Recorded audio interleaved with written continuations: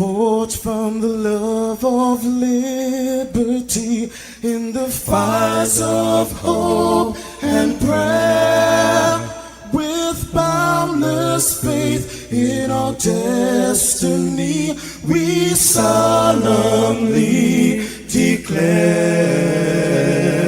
Side by side we stand, islands of the blue Caribbean Sea, this our native land. We pledge our lives to thee.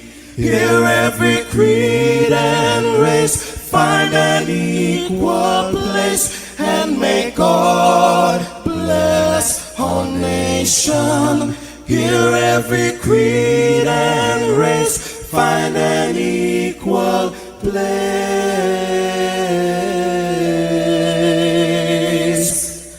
and may God bless our nation.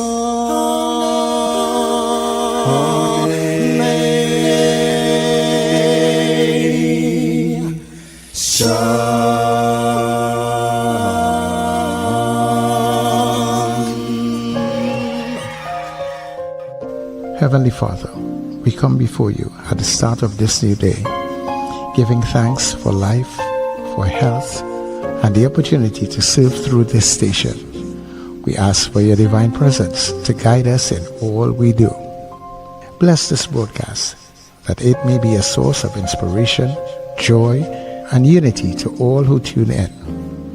Whether near or far, may our words uplift, our music heal, and our message bring light to those who need it most. We pray for our listeners wherever they may be. Grant them strength for the day ahead, peace in their hearts, and success in all they put their hands to. Cover those traveling with your protection and those at home with your comfort and provision. Lord, may everything we do bring honor to you and be a blessing to others.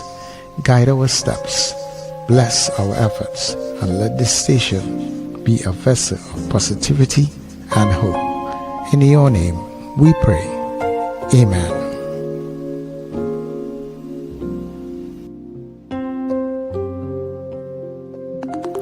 Your voice, your soundtrack, your station. New Era TT Radio. NETT Radio.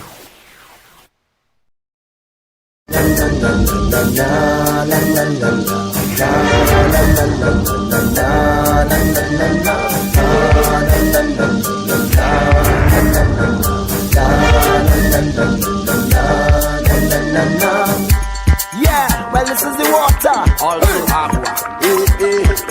Get ready to flow. There we go. It's all about flooding the stream. Flooding. When you see we back down, what's happening? Blowing all over the town. What's happening? We join up like our salad. What's happening? Full pressure when we start to whine. What's happening? So when you feel like chipping, get in the line, then you turn off the engine and keep them wine. Start to move it slow like water, cause this is a creeper. Hold on your brother and hold on your daughter. When you see me back come down, what's happening? Blowing all over the town. What's happening? We join up like our salad. What's happening? Full pressure when we start to whine. What's happening? I know we going now. Drop, drip, drop, dip. I said dip in the water. Drop, drip, drop, dip. I want you dip in the water. Drop, drip, drop, dip. I said dip in the water. Drop, drip, drop, drip, drop. When you see me bang them down, what's happening? Blowing all over the town. What's happening? Busting like a fresh salad. What's happening? Woman in front and man behind. What's happening? Na na na na na na na na na na na na na. Na na na na na na na na na na na.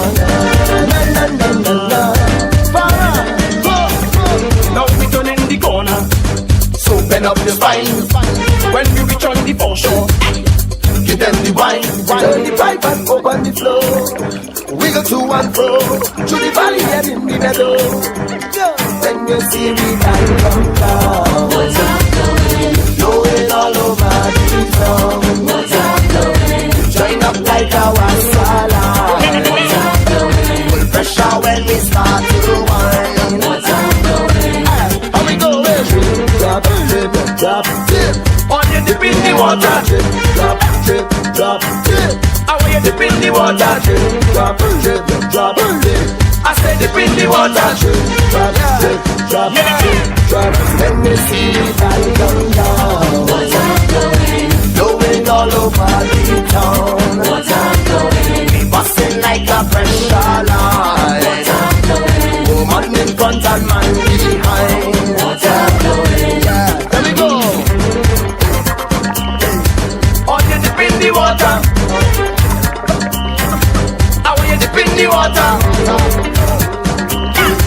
I say dip in the water. Wake up, rise up. It's the NETT Radio Breakfast Show.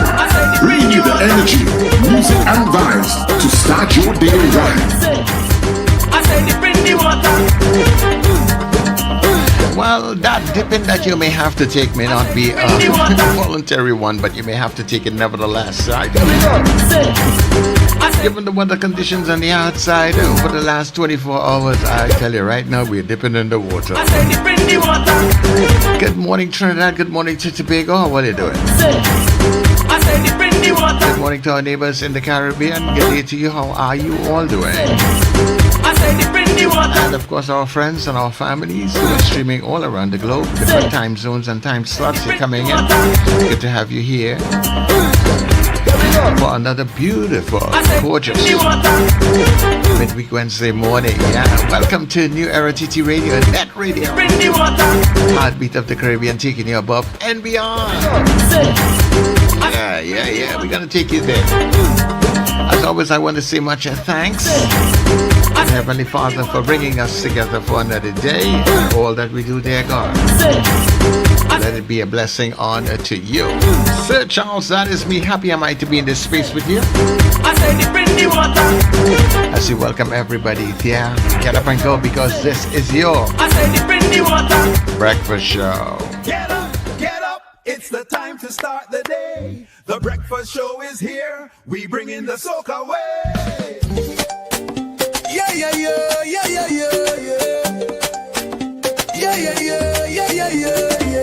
Wake up, it's a brand new dawn. The breakfast show got the vibes turned on. From Maracas Bay to the Savannah line, let's start the day in Caribbean prime. Good vibes rolling through the air. The breakfast show, energy everywhere.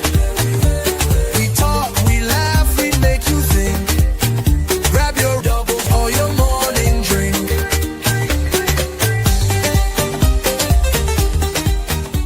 Uh-oh, guess what day it is? Guess what day it is? Huh? Anybody? Julie, hey, guess what day it is? Oh, come on, I know you can hear me. Mike. What day is it, Mike? Leslie, guess what today is? It's hump day. Woo-hoo! It's hump day. It's Wednesday. It's a beautiful day. Good morning, everybody. Wherever you are, wherever you're logging in from, we're glad to have you here on NETT Radio. Thank you for being here with us and showing up. I'm your friend, Sir Charles, and of course, let me say good morning to my co-host, Richard, who will join us in a few minutes, and of course, Wendell, who is here with us this morning, as always. Wendell, good morning. Morning, Sir Charles. Good morning, Richard. Morning, Trinidad and Tobago. And good morning, listeners and viewers all over the globe. A special good morning good afternoon to our listeners and viewers in Ethiopia. And of course, good evening to our listeners and viewers in Japan.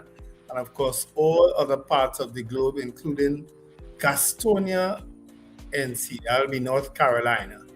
All right, those in Florida, those in New York, those in Nashville, Tennessee, those in all over. all over. Wonderful people for joining us. It was a very rainy morning in Trinidad and Tobago. It's not raining now. It's not been raining for the last couple hours, but overnight there was rain like that. And thunder and lightning. Yeah, it was scary. And last night, I don't know how the Hussein made out in St. James, but the Hussein would have had to go through the rain. But around what time the Hussein does normally run? Somewhere between 11 midnight till 4 in the morning. Oh, okay. Yeah, well, they would have had to definitely deal with the rain. Yeah, they would have had to. Thankfully, they've evolved into these synthetic drums, so it's not goat skin drums, so they don't have to hot it up anymore. I mean, back in the day with when I used to play, that wasn't so long ago actually, where you used to have all these bags of straw and hot the drum next to it, the drums that you're beating, you used to have to actually hot them to tighten the goat skin. Well, now they're using synthetic drums, so very few people use the goat skin drum anymore. And I haven't seen it for a while, Okay. But maybe I didn't know you was a drummer. Yeah, I grew up in Hussein. Once in St. James, you kind of naturally fall into all the things that St. James, the cultural things that St. James do. I mean, I used to be in the Mandir, in the Hindu Mandir. I was in the Muslim mosque, and I was beating Tassa. I was in the Baptist church. I was in the Nazarene church. Of course, I was baptized an Anglican. I used to go to the Catholic church because I was closest to where I was living. I did everything. Wow. You mentioned something that I not heard for a while, the Nazarene church. Yeah. I remember, growing up, I used to hear a lot about the Nazarene church and the Church of the Nazarene, and they used to have like radio programs and things. I don't really hear much of them anymore. The Nazarene church is where we attended Vacation Bible School every year. You didn't have a choice. In our family, everybody went to Vacation Bible School in the Nazarene church. The Nazarene church was at Monram Street in St. James. Yeah. Everybody went for a month or so of your 2-month vacation. You had to go to Vacation Bible School. Vacation Bible School. Vacation Bible School. We run together, we pray together. Vacation Bible School. Happy all are we. Why do I remember that song after all these years? It's like riding a bicycle. You never forget it, No, but that's what we did every vacation. Yeah. Oh. Yeah, it was good days, though. It was really good days. To the VBS side. Richard, you ever did VBS? Vacation Bible School? Not only did we do Vacation Bible School, we also did that you went sometimes to what would be a small church on a Sunday. But yes, you did the Vacation Bible School thing. Yeah. And anytime there was somebody new, because invariably there was always somebody new. Meeting new children coming on something, you have to say, welcome to our Sunday school, welcome in the name of Jesus. We're so glad you have come today. Welcome in the name of Jesus. Welcome. Bible is a rule in a Sunday school. Welcome in the name of Jesus. That sounds very Nazarene-ish. Yeah. Those are the kind of songs we used to sing in the Nazarene church. Yeah. So I wasn't only exposed to Catholicism. Yeah, I got that too. Yeah, that was telling you, we did, and growing up in St. James, we did everything. Yeah. So you had to do that. And I was always a little upset about it because it was right in the middle sometimes of something, I think was a Casey Kasem, America's Top 40. And I was always listening to that. And sometimes too, on some days it used to happen, sometimes on a Saturday we had to go for some reason. I can't remember why. And it was right smack in the middle of Tennessee 100. And That was thing by Emmett Hennessy. Right. And I used to listen to those things faithfully on radio. I was always into the countdowns and what was number one this week. And so I would reluctantly sometimes went because you were disturbing mind listening to music. But but it is part of growing up. Yes, it was part of growing up. I don't know if you all did the Baptist church Thanksgiving too. We used to do that regularly. We used to look forward as church to going to the Baptist church because you always used to get a bag with snacks, popcorn, fudge, tolum, everything in one bag. Everything mixed up and a sweetie. Everything in one bag in the Baptist. We didn't do that much. We used to look forward to it. And I celebrated. I know because my sometimes we started to do rosary because of course we were Catholic. Remember, my father was on his way to being a priest. All right. Right. So he was in seminary school and stuff, but he had left because, of course, he met my mother, and so we had to do things sometimes like rosary, say the rosary, and all of that. That's like love to mess up them plans, eh? Sometimes, sometimes, and sometimes begrudgingly, you have to do the rosary, and you have to do a certain number. So I was just counting how much numbers. Oh, we have 4 more to go. That's how my brain used to work sometimes. Yeah, but you had to do. You went through all of those things. I mean, I know for things like Diwali and stuff. We were taught respect for things like that. So we have to light diyas and understand what all of it meant and the significance of Diwali and what it meant. So my parents were very embracing of all of those things. Yeah. Even though they were Catholic, they were still embracing, of other stuff. For Diwali, we used to light all the days in the mandir because there's a Hindu mandir. I don't know if people know it on Ethel Street in St. James, a huge mandir down there that used to have a big celebration for Diwali every year, and we the children in the neighborhood, we were the ones keeping those days lit around the mandir. And as I say, Puse was a must. Tassa. Doing the fast with them, everything. That's how we grew up. We all grew up like that in St. James, and it's still like that largely. It's still like that mostly in St. James, especially with the Jose. I mean, you could go out in the street these next few nights and see the diversity in the Jose. It's always been there, That is the beauty of growing up in neighborhoods like that, Yeah. St. James, there are people from St. James, and then there are people who wish they were from St. James. You know what I'm saying, right? You're elbow, I don't know. I have to admit, I don't really know that saying. That is the most popular saying in the country, right? Back then. No, it wasn't in the country. It was maybe in St. James. It was a very popular. St. James city that never sleeps. I'm sure you heard that one. And maybe in the close environs, maybe like Cocorita and stuff, maybe they said stuff like that. But the rest of the country was unputty. And one of the things we always said in St. James is after the lighthouse is bush. But that's not a thing. That's a Western thing. After the lighthouse is country. We always grew up saying that. That's a Western Trinidad thing. Much to their detriment.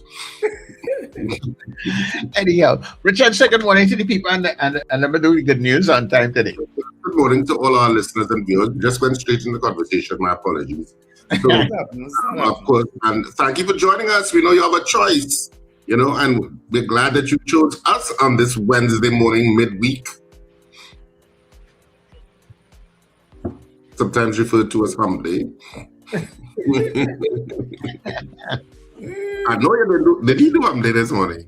Yes, he did. Yeah. Oh, he doesn't forget that one anymore. I don't know what it reminds him of, but he doesn't forget that one anymore. It's habit now, you see. Yeah. Anyhow, people, let's do our good news.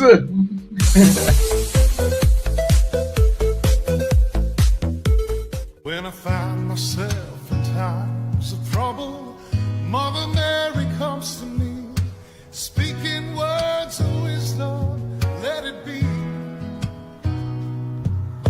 And in my hour of darkness, she is standing right in front of me, speaking words of wisdom, let it be.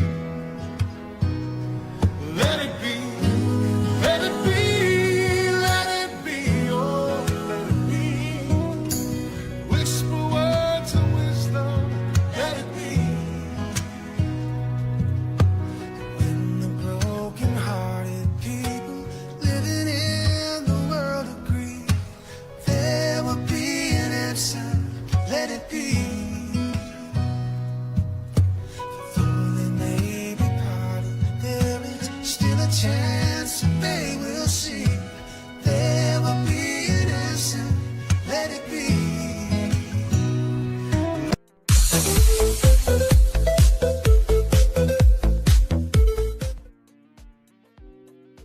Always amazing. Video, eh? Yeah, always amazing how humans can adapt, and then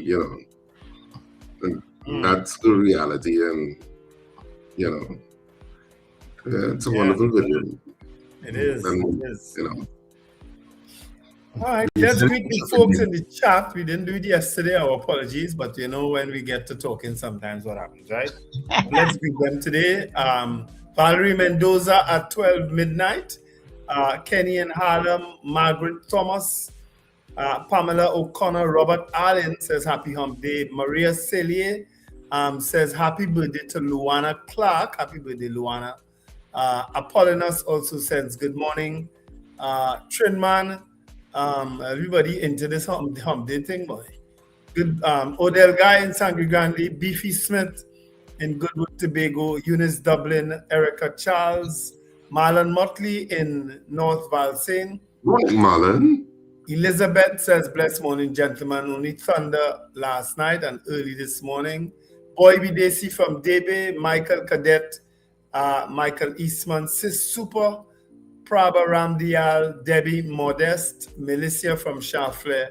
Mrs. R says, good morning, Garvin Frank. Wayne Ramsey out in Fort Lauderdale, Joyce Phillip, Doreen Pierre in Gastonia, North Carolina, Carla Hercules, Stephanie Santana. Mrs. R says you were scared of lightning, so now lizards. I wasn't scared of the lightning. I didn't even hear any lightning. Did we have lightning in Arima? Not that I'm aware of. I don't know. The rain was heavy. I don't think we had lightning. Maybe we did. Claire Lendor Rollins, Manuela Peters, Trinidad Margot, Deborah Noel, Surrett, Lester Cragwell, Nicola McNichol says, good morning. My sisters and I were exposed to various religions as well. Deborah Noel, Surrett, Wendell, that is what we were interested in, the bags, in the Baptist Thanksgiving. You just waited to collect that bag. Sometimes you're going for the bag and going, as soon as you get that bag, you're going home, yes?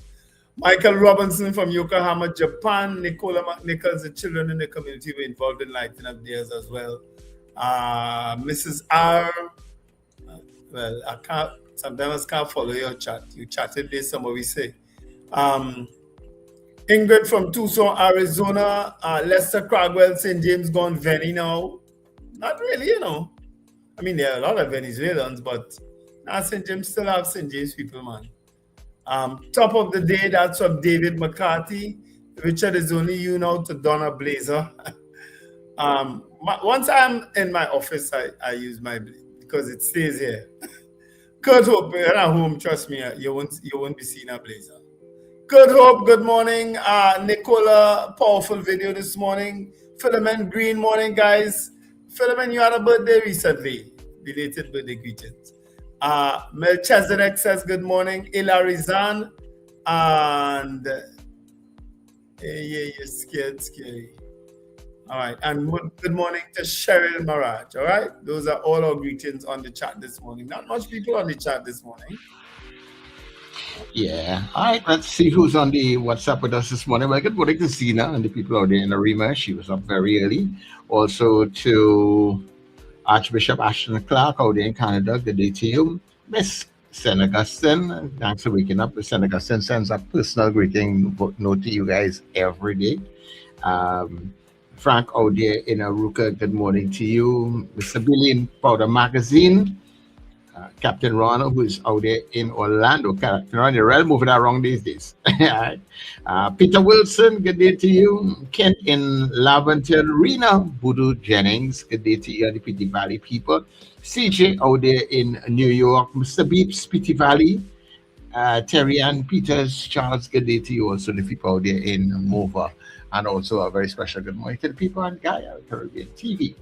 So, so we are going for that break, and we will be back. Stay with us. When we come back, we'll see what's happening, what is trending in the newspapers.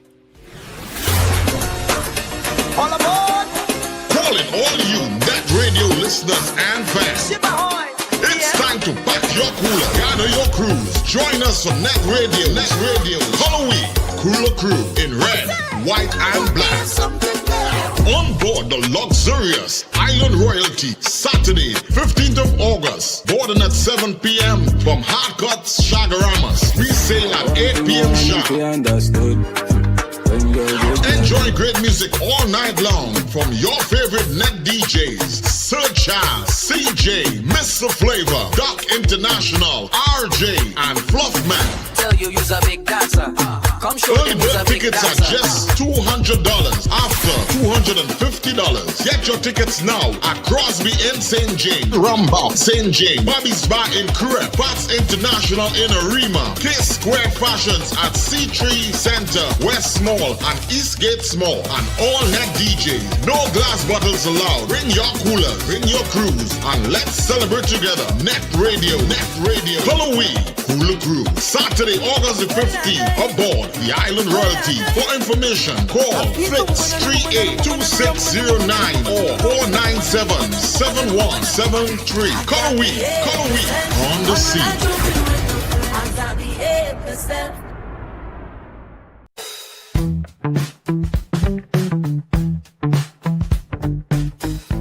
S&H Rumbox, 137 Western Main Road, St. James, for all your retail and wholesale needs for alcohol and non-alcoholic beverages. Call us at 686-0599 or visit us at 137 Western Main Road, St. James. S&H Rumbox, drinking out of the box. Scandal in Citrus is back in Port of Spain, and yep, we're finally at Queen's Hall for 2 nights only on Saturday the 27th of June at 8:30 p.m. and Sunday the 28th at 6:30 p.m. Tickets available at the usual outlets and online. You can now buy tickets on our website, rsrrproductions.com. We think you'll like it. And at the Queen's Hall box office, 12 noon to 6 p.m. daily. Scandal in Citrus. We're at Queen's Hall. Scandal in Citrus. What do we all want for Trinidad and Tobago? Safer communities, greater opportunities, and a better future. Join Denise Deming every Tuesday at 11 a.m. on NETT Radio for Common Ground TNT. Each week, respected guests tackle the issues affecting our nation, from crime and education to healthcare, the economy, and good governance. Common Ground TNT, finding solutions through conversation. Tuesdays at 11 a.m. on NETT Radio, NETT Radio. Trinidad and Tobago, get ready! Helan of the Ultimate DJ Shane invite you to the Ride of the Year, Reggae Ride 26. I met a girl this morning. She was love at first sight. On Saturday, June 27, on board the Harbour Master, represent your colors with a touch of gold, green, red, and white, featuring DJ Damien, Ever Slick, DJ Junior, Gaylan, and the Ultimate DJ Shane. Boarding 11 p.m. and sailing at 12 midnight sharp. Tickets are only $250 and are available at all Agats Nuts House locations, City Furniture stores nationwide, and online at islandetickets.com. Call or WhatsApp 333-7601 for more information and tickets. Walk with your coolers. No oversized coolers and no glass bottles allowed. The Reggae Ride 26 is proudly sponsored by Agats Nuts House, City Furniture, Tocopia Hotel and Lounge, Cricket Lab Academy, Cafe Barista, Endura Malt, NFM, Rios Waxing Parlor, and Langston Roach Industries. One boat, one vibe, one love. The Reggae Ride 26.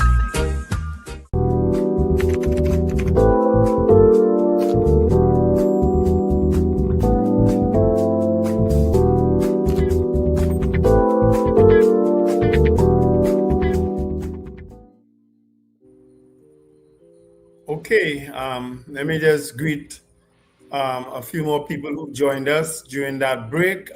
Caribbean Girl says she enjoyed the singing this morning. Debbie Mitchell also sending greetings from Queens in New York. Shoma Paul and Alistair Hart also saying good morning and wishing his brother Paul a happy birthday. All right, so happy birthday, Paul, coming from your brother Alistair and of course from us on the Breakfast Show. Today's Express, I actually have the edition of the Express this morning. UK report paints grim picture of TNT, 186 criminal groups, 1,750 members, Gang Nation. That's the main headline, Gang Nation. The other story is that of a picture under the caption, hands-on training. The United States Special Operations Combat Medic and participants from the Trinidad and Tobago Defense Force successfully concluded a 4-day tactical combat casualty care exchange at Tetron Barracks held from June 15 to 18. All right, so that's the picture on the front page. Other stories, Figueroa, UK asylum policy change, a PR move. Relative, he wasn't much of a threat. And this is another sad story, people, of police responding to seemingly mental person. Well, they said actually the relative said he's an outpatient of the St. Anne's Hospital. And he's now dead because he, according to the article, attacked the police officers with a knife and was shot and killed. I'm fed up reading these kind of stories. I'm fed up of these things happening in Trinidad and Tobago.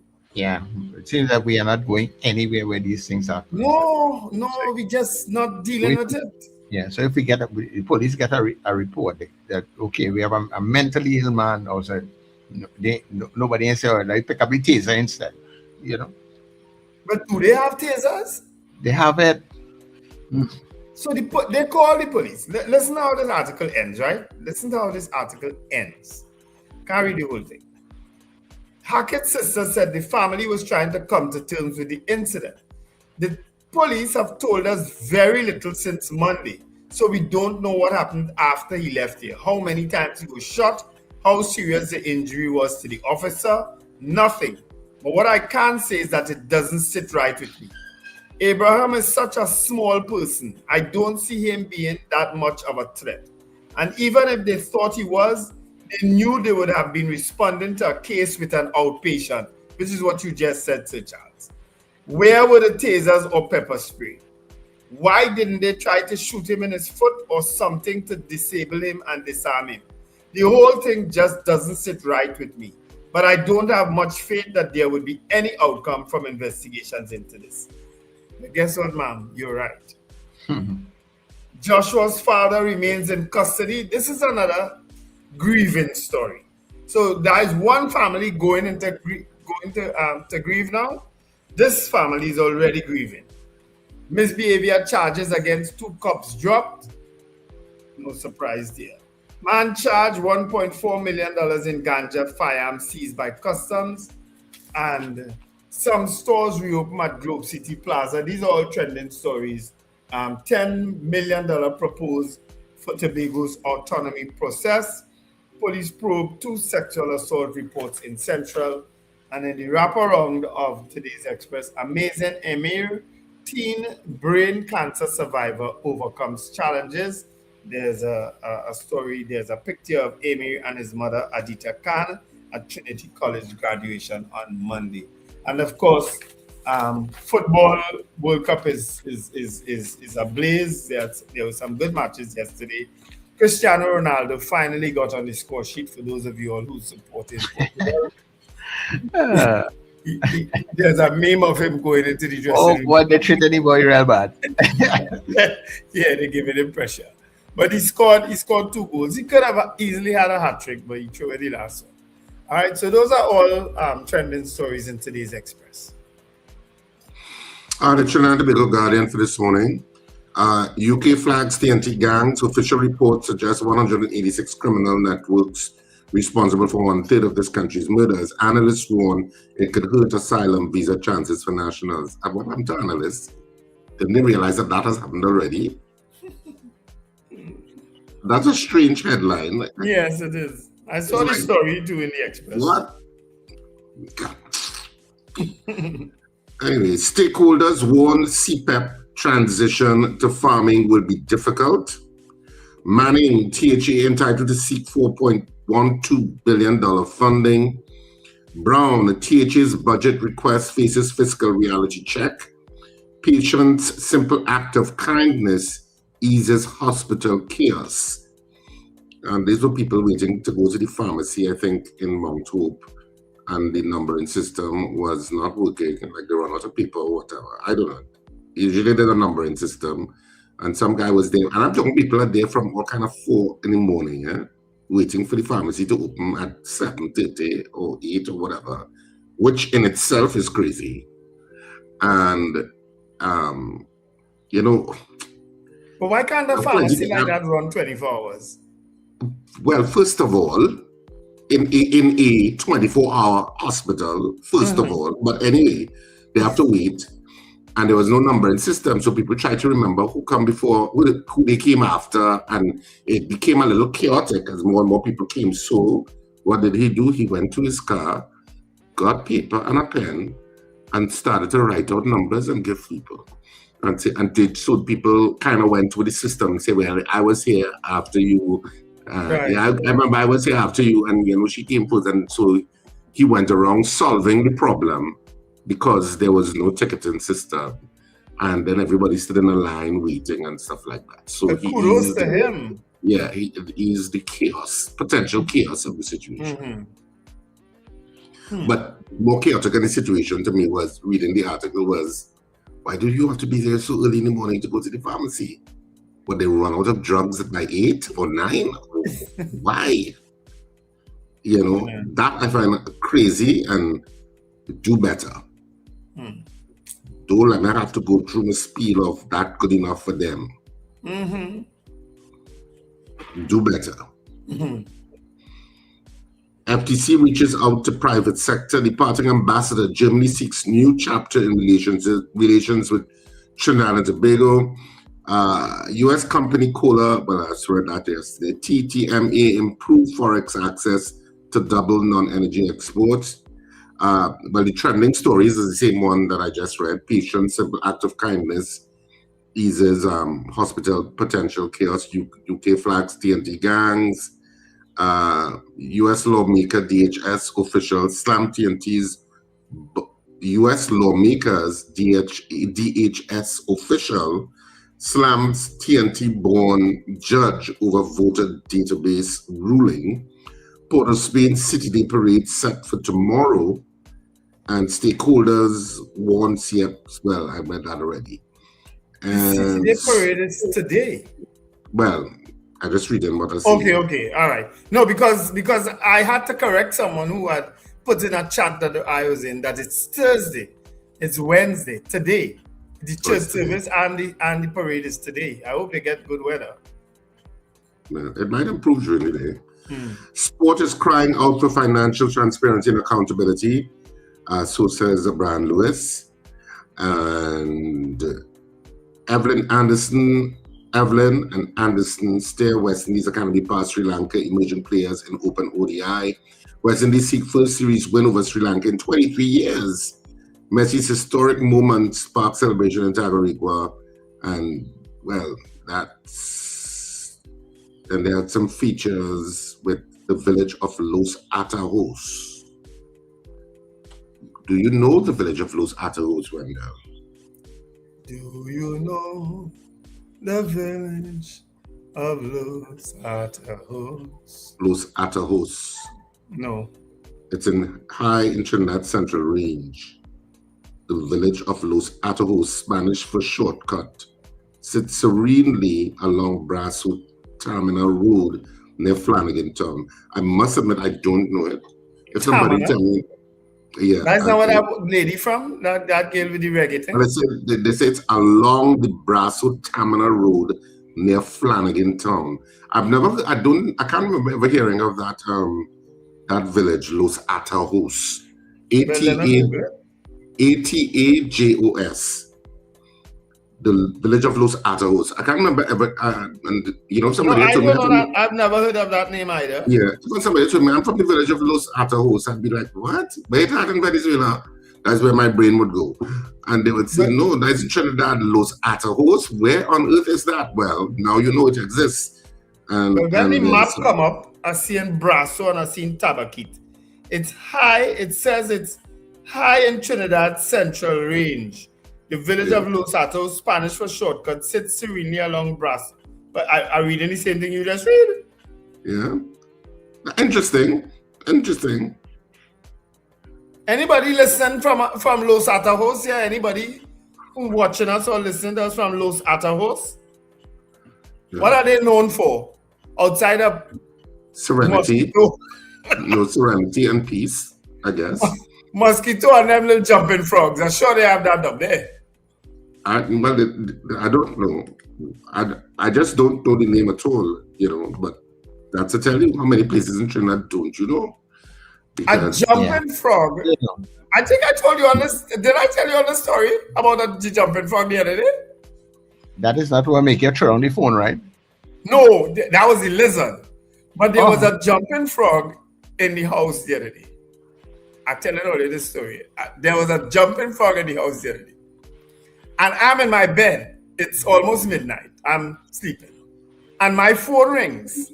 And it's Michelle calling me. My phone that hour. I said, what could she be calling me for? So I answered. For context, people, that's his wife, ex-wife. My ex-wife. Go on, lives in my house. Who lives with me. So she's calling my phone and I'm saying, what's she calling me for? Just to wake me up to harass me for something. So I got up. I didn't answer the phone. I got up and I peeked out. I looked out the door. And she's downstairs. Can you come, please? I said, what drama is this Saturday night? Can you come, please? I said, what? So I walk downstairs and she points, there's a frog in the house. I said, you wake me up because a frog come in the house. You serious? Yeah, that is perfectly legitimate. But go on with the story. Well, let me tell you something. So it's me trying to catch this frog, me with a mop and she with a mop. Because she following me, she ain't going nowhere near the frog.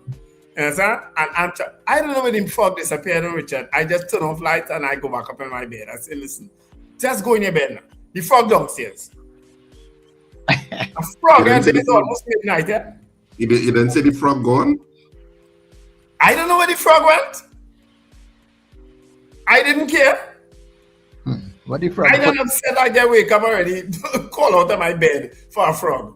What the frog? What is this? You know, in a romantic comedy, both of you trying to get the frog out would have been the rekindling of the relationship there, and that the other would have laughed, and the other would be end up hitting both marks together and we're kind of close. And you will see the rekindling of something happening. I just wait the movie perspective of it. You're following me, right, Sir Charles? Of course, they might trip and fall on the sofa together or something. Well, that kind of thing, yes. In movies, that's what would happen. When the mop stick, you know? Yeah. They'd call it love and a mop. You're going to be intertwined. I'll bring you up. Or they might call it jumping frog. Jumping frog and love and the frog that jumped. Look how you watching it. You tried to best on the lamb there, though. Actually, I can do my frozen look. I can do my frozen look. Anyway. Oh, Lord. Oh, life, eh? So the frog was never caught? No, I don't. The frog probably find its way back out of the house. Because you know those, they're very tiny, right? And they're very slippery. They find its way in the smallest spaces. So I didn't know it get in the house. And I suspect it went back out the house the same way. God probably sent that frog to help you all to come back together. Yeah. You bring God into it now. Yeah. You bring God into it. It was the hand of God working with this frog. Oh, Lord. Anyway, so frog one night. All this in 1 week, and lizard the following night. I got my phone fixed across the road yesterday. So, but the screen still shattered. But the other parts of it still working. So it back to normal. But the screen still have shattered. Say what? Frog and lizard. Anyhow, Richard, that was it for the newspapers, right? Yes, it was. But he said you're going to ride that plane when yeah. We should go and get to act the two roles. I know. Love what they that Michelle to a penny. People, let's go over the segment.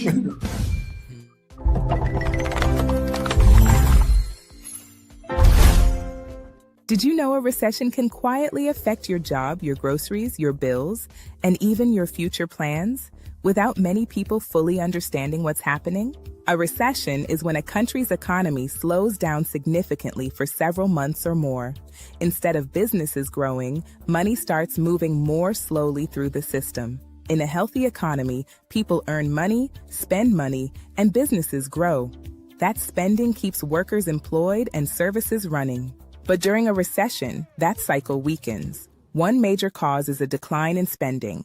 When people feel uncertain, they cut back on shopping and travel. Less spending means businesses earn less. To cope, companies reduce production, delay expansion plans, and sometimes lay off workers. That leads to unemployment, another key factor. When people lose jobs or fear losing them, they spend even less, creating a cycle called a downturn. Recessions can be triggered by financial crises, high interest rates, global conflicts, pandemics, or natural disasters that disrupt economic activity. Small economies, especially in the Caribbean, often feel recessions more strongly because they depend heavily on tourism and international trade. When global travel slows or major countries face trouble, smaller nations like Trinidad and Tobago feel the impact much faster. So how does it affect you? Jobs become harder to find, overtime may be cut, and small businesses struggle to stay open. Groceries and imported goods may cost more, while loans and mortgages become harder to manage. Even public services can be affected by lower tax revenue. You may hear people confuse a recession with a depression, but they're not the same. A recession is a temporary slowdown. A depression is far more severe. It lasts for years, causing extreme unemployment, major business failures, and deep financial hardship.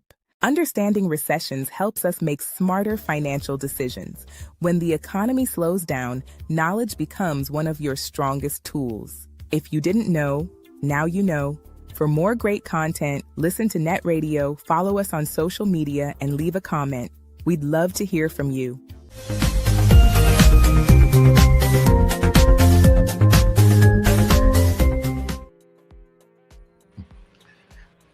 Every time I hear things like that, I don't know, my mind just naturally goes back to Colin but I don't know what it is. I didn't look at what you just showed, huh? Sorry. My phone is good. Well, I saw some excerpt from him telling the government, he's telling the government they're lazy, and the PNM, they do lazy legislation, that's what they say, and the PNM has to fix it by bringing to their attention what's wrong with the legislation. I saw a clip of him saying something along that line. Calm Imber. Oh, he was very fiery. Okay. Good for you. Woohoo! Hi, people. So we can take your calls now, 2811315 or 2995156, unless you guys have anything else you want to talk about. No, except that we're gonna pull the issue of grieving, because I don't know. There's very little understanding of people who are grieving. I don't think people taking the time to understand people grieve in different ways. You understand?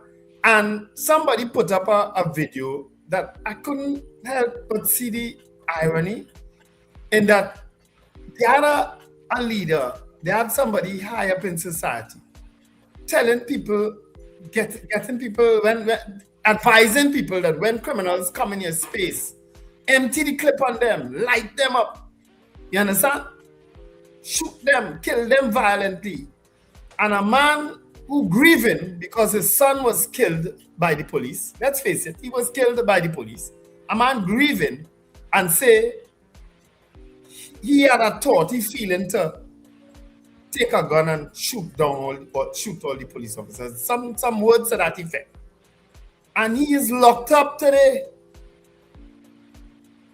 He is locked up for uttering those words. But somebody utter words 10 times worse. Kill them violently. Well, it's different. It is. It's not different, Richard. It's people, it's people mouthing off what first coming into the head. You can contextualize it, but it's still different. This is a direct threat to the police, whether he meant it or not. I do agree with that, Richard. I do agree with that. It's a threat. It's a threat. Mm-hmm. So obviously there would be a response to it. He knew there was going to be a response to it. That's why he went to the police the following day. Well, he would have been advised that, listen, you shouldn't do that. And it's how maybe it's how the station treated with it. The station treated with it. All of that would have contributed to it. And I see that the station got some pushback from people for why did they interview him in the first place. Because he has said things, because I saw one person saying, because they had said kind of contradictory things that emanated in the media about what he and family members were saying about the situation. Obviously, there was a lot of emotional confusion about how he would have led an interview, and they felt that it was inappropriate for him to be in an interview. I do agree with that either. Because I think if we had gotten the chance, we would have interviewed him, but we would have fixed that situation. We would never allow that situation to go unresolved. But what I'm just saying is that he would have, that was just some of the pushback on social media yesterday. Well, not yesterday and the day before.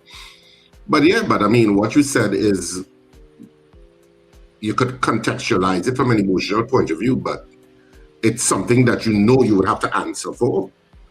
Hence him going to the police, because it's beyond the realm of normal grieving statements, and it's broadcast. So there is a responsibility to, as an adult, even though you're grieving, you have to be aware of what you're saying when you're on a broadcast station. Yeah, well, but the TTPS to me has the bigger responsibility to be understanding of something like that, and understand that Mr. Samaru doesn't actually mean that that's what he's going to do. He is angry. He is upset. He lost his son. His daughter-in-law is now injured and arrested and charged. You know what I mean? He is angry, Richard. Understand that aspect of it. It's almost the same. Look at a family now is going to be angry. Is not a good emotion to justify it. Emotional grieving may be better. But angry is not a good emotion to justify saying something like that. No, I'm adding all of that in it. Because he is grieving. Because it was reported that he had said, remember the report? A report came out what he said about Kaya at one point in time that wasn't proven. Right, but that's what I said. So that was what I was referencing. What social media was saying. Yeah. That some of the statements coming from him were conflicting. Mm-hmm. So obviously he was going through its own, crisis of how he saw the situation. So he was not a good interviewee in terms of things like that. And of course, maybe more control could have been exercised by the person interviewing or the people interviewing him. But I mean, the response of the police is not unexpected. Now, how they eventually handle, I don't know if they're going to charge him. I don't know if they have charged him or if they're just going to be thoroughly examining the situation. I don't know. I can't answer what the police is doing. But it's certainly something that, as I said, he knew that you'd have to answer the police for. But it's an extraordinary statement. Yeah, it's events triggering other events. For instance, this family that just lost another family that lost a relative, killed by the police because they came unprepared. I'm using that word, Lucy, unprepared to deal with someone with mental issues, right? They are going to be grieving now. They are going to be angry at the police soon now, Richard. Yeah, but not everybody who's angry over lost people. The police say things along that line, Wendell. They may say, I hate the police. They may say, I will never trust the police again. They will say all versions of it. What he said was extraordinary as reported. No, he had an explanation. I didn't hear him say it. Yeah. I'm just saying, going on the report, what he said was extraordinary. No, I'm not absolving the gentleman, you know. I'm just saying that there could have been a level of understanding. So he doesn't have to go through. Well, maybe the TTPS is exercising that. I don't know what you're talking about.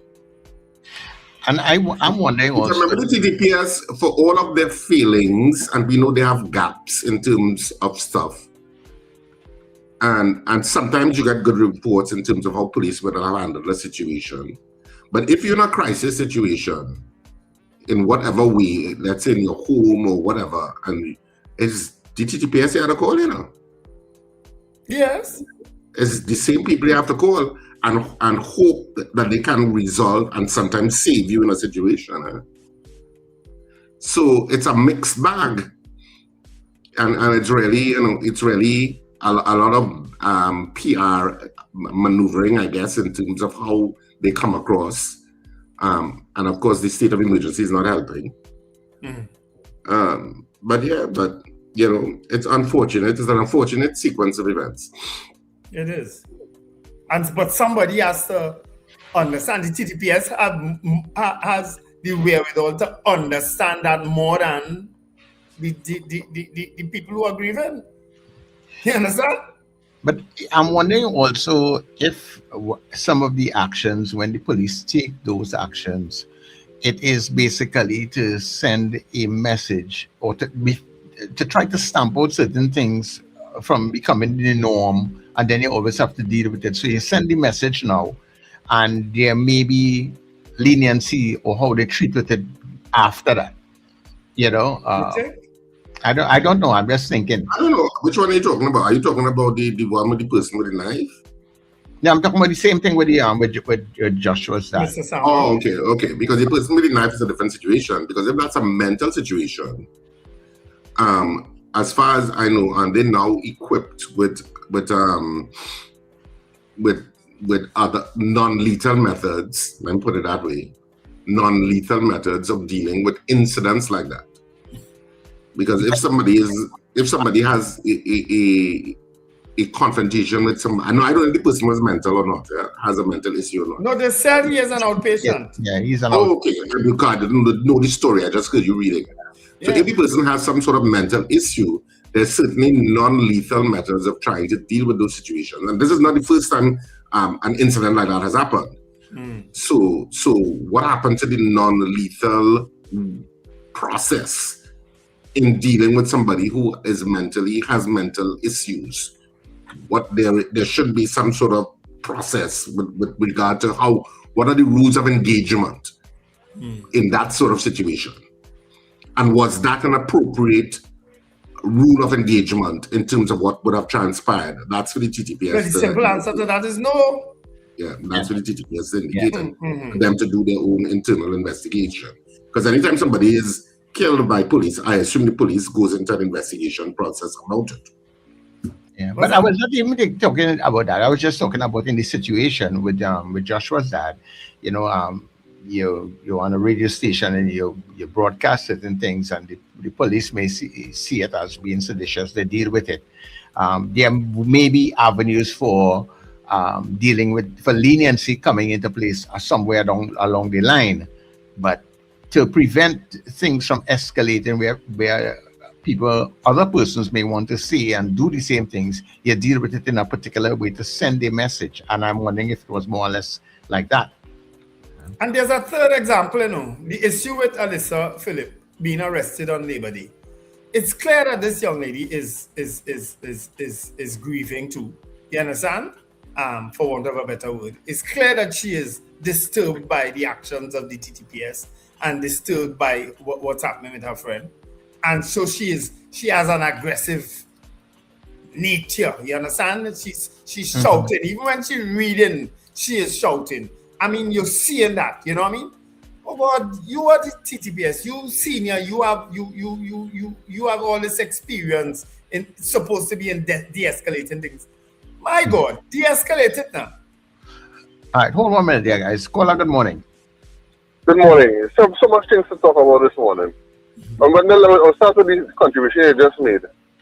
It is sickening to know that a senior female police officer, female like Ms. Alisa herself, was on the ground for that situation and was unable to de-escalate that situation, that it would not have led to an arrest. It is sickening, right? But Richard, to correct what you just said there as well, the police, pepper sprays and tasers were bought for the police service the last time it was announced, at least, since Gary Griffith time. Tasers have pepper spray have an expiry date in terms of the potency and in terms of the ability to spray.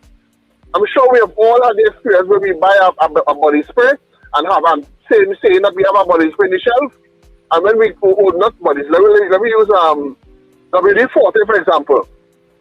And when they pull it out to use it, they press it or bomb spray. When they pull it out and they press it, it's non-existent and they never use it. The same thing happens with pepper spray, right?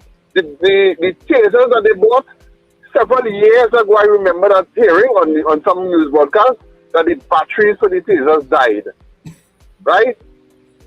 Because these things work with a battery. The gun one that they had at least. So unless the police have had a new batch of stuff that they bought, to my knowledge, I would think that those things have expired, or they don't have it anymore, right? And that's one of the things that I think we need to focus on if we really want the services to be on top of the game where equipment is concerned. The state bill will increase exorbitantly, right? For Coast Guard to have vessels all the time that they need, the vessels that they need to have service and running to protect the borders, our taxes will have to increase exorbitantly for these organizations to run efficiently. Thank you very much. Okay, no problem. Nice. All right, well, we're going for new. new. Our poll is up, people. Should the TTPS be more understanding of people who may be grieving? Yes or no? Some people could say no, zero tolerance, deal with it, be too lawless, because some people go down that road there, we too lawless, it's time they start dealing with all these issues. Some people could be of that opinion and some people could be. So you get to answer it this morning. If you're voting yes, you vote 1. If you're voting no, you vote 2. All right? Should there be more understanding of people who may be grieving? All right? Okay, beautiful. Stay with us. We have the news that is straight ahead.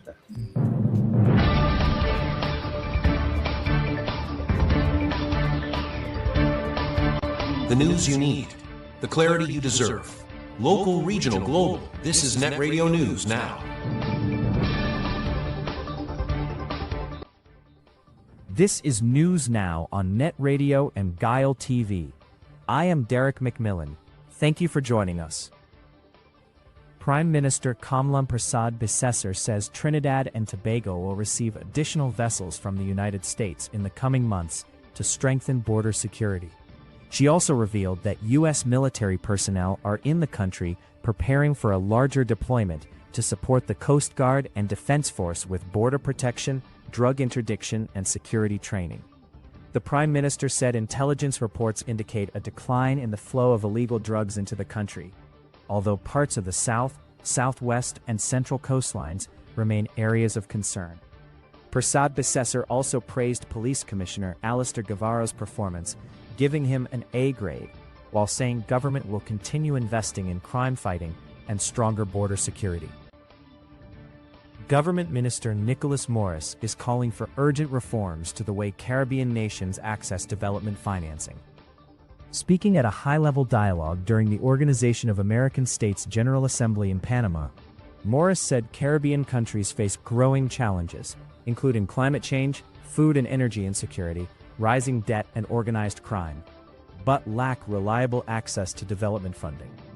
He said financing must be more accessible and better aligned with the needs of small island developing states. Morris also urged stronger regional cooperation, saying the Association of Caribbean States should play a greater role in attracting investment and coordinating projects to build resilience and support sustainable development. A researcher at the University of the West Indies, St. Augustine campus, Dr. Indrani Bachchan Prasad, has co-authored what is being described as a landmark study on how Indo-Caribbean people in Trinidad and Tobago and Guyana define positive aging.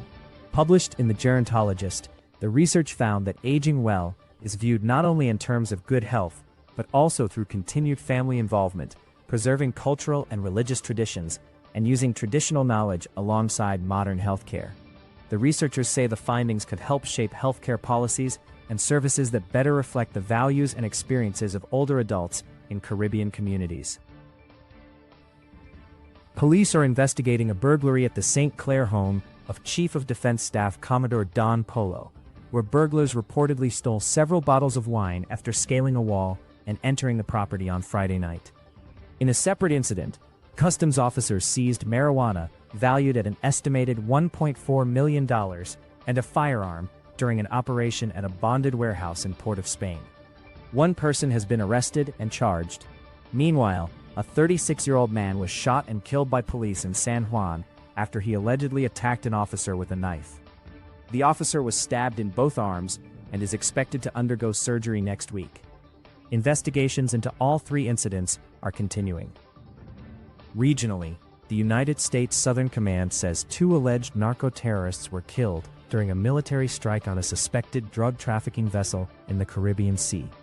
The U.S. military says 6 other men survived the operation and were rescued by the U.S. Coast Guard.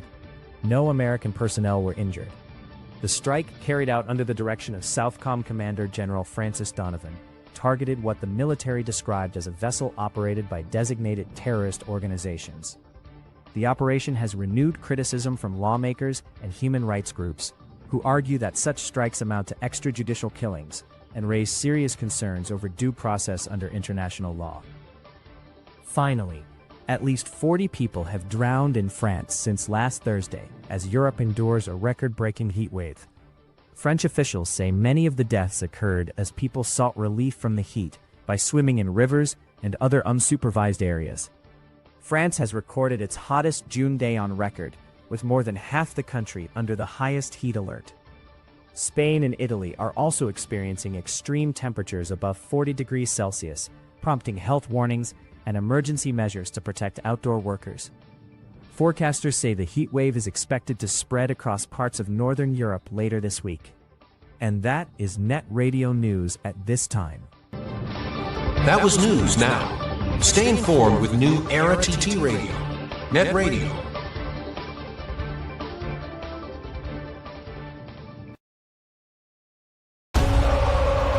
Get ready. The road to football's biggest stage starts right here on NETT Radio and Guile TV. Join us for Inside the Net, the road to FIFA World Cup 2026 Insights. Every weekday, take a journey through World Cup history, legendary players, unforgettable goals, football's greatest nations, rising stars, iconic stadiums, and the stories behind the beautiful game. From Brazil to Argentina, Germany to France, and every nation chasing football glory. Join us daily at 7:55 a.m. and 11:55 a.m. Don't just watch the World Cup, live the passion. Inside the Net, road to FIFA World Cup 2026 Insights.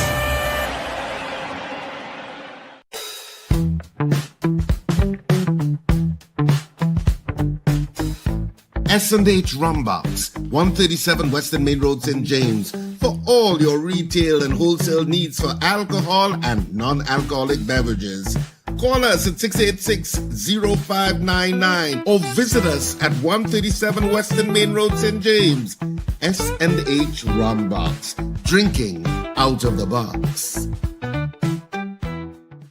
Necessary Arts Trinidad and Tobago presents Women and Children First. Some sisters are losing their voices. We are losing our childhood. Women and Children First, written and directed by Penelope Spencer. July 5th, Little Carib Theatre, one important show. A performance, a tribute to our women and children. Drama, comedy, a show for the whole family. Call 752-7050 or 683-4843 for more ticket info. Women and Children First. See you there.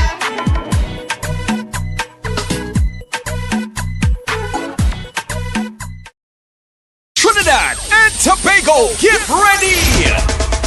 Kalan of the Ultimate DJ Shane invite you to the Ride of the Year, Reggae Ride 26. I met a girl this morning. She was love at first sight. On Saturday, June 27th, on board the Harbour Master, represent your colors with a touch of gold, green, red, and white, featuring DJ Damien, Ever Slick, DJ Junior, Kalan, and the Ultimate DJ Shane. Boarding 11 p.m. and sailing at 12 midnight sharp. Tickets are only $250 and are available at all Agard's Nuts House locations, City Furniture stores nationwide, and online at islandetickets.com. Call or WhatsApp 333-7601 for more information and tickets. Walk with your coolers. No oversized coolers and no glass bottles allowed. The Reggae Ride 26 is proudly sponsored by Agard's Nuts House, City Furniture, Tocopia Hotel and Lounge, Cricket Lab Academy, Cafe Barista, Endura Malt, NFM, Rio's Waxing Parlor, and Langston Roach Industries. One boat, one vibe, one love. The Reggae Ride 26. Your mid-morning just got better. Join Sir Charles for the mid-morning mix and mingle, where good music, real talk, health, and family matters come together, and your voice is heard. Whether you're at work, on the go, or just taking a break, this is the perfect mix to keep you engaged, informed, and entertained. The mid-morning mix and mingle, weekdays, 9 a.m. to 12 noon on New Era TT Radio, NETT Radio. Morning vibes, fresh energy. This is the NETT Radio Breakfast Show.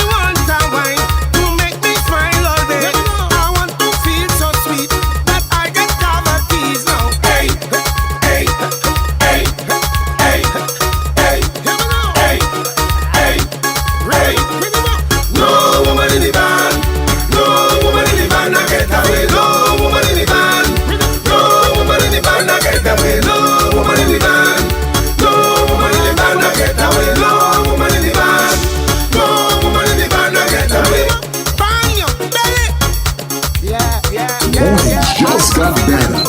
You're locked into NETT Radio Breakfast Show. Fueling your day with the best music and real talk.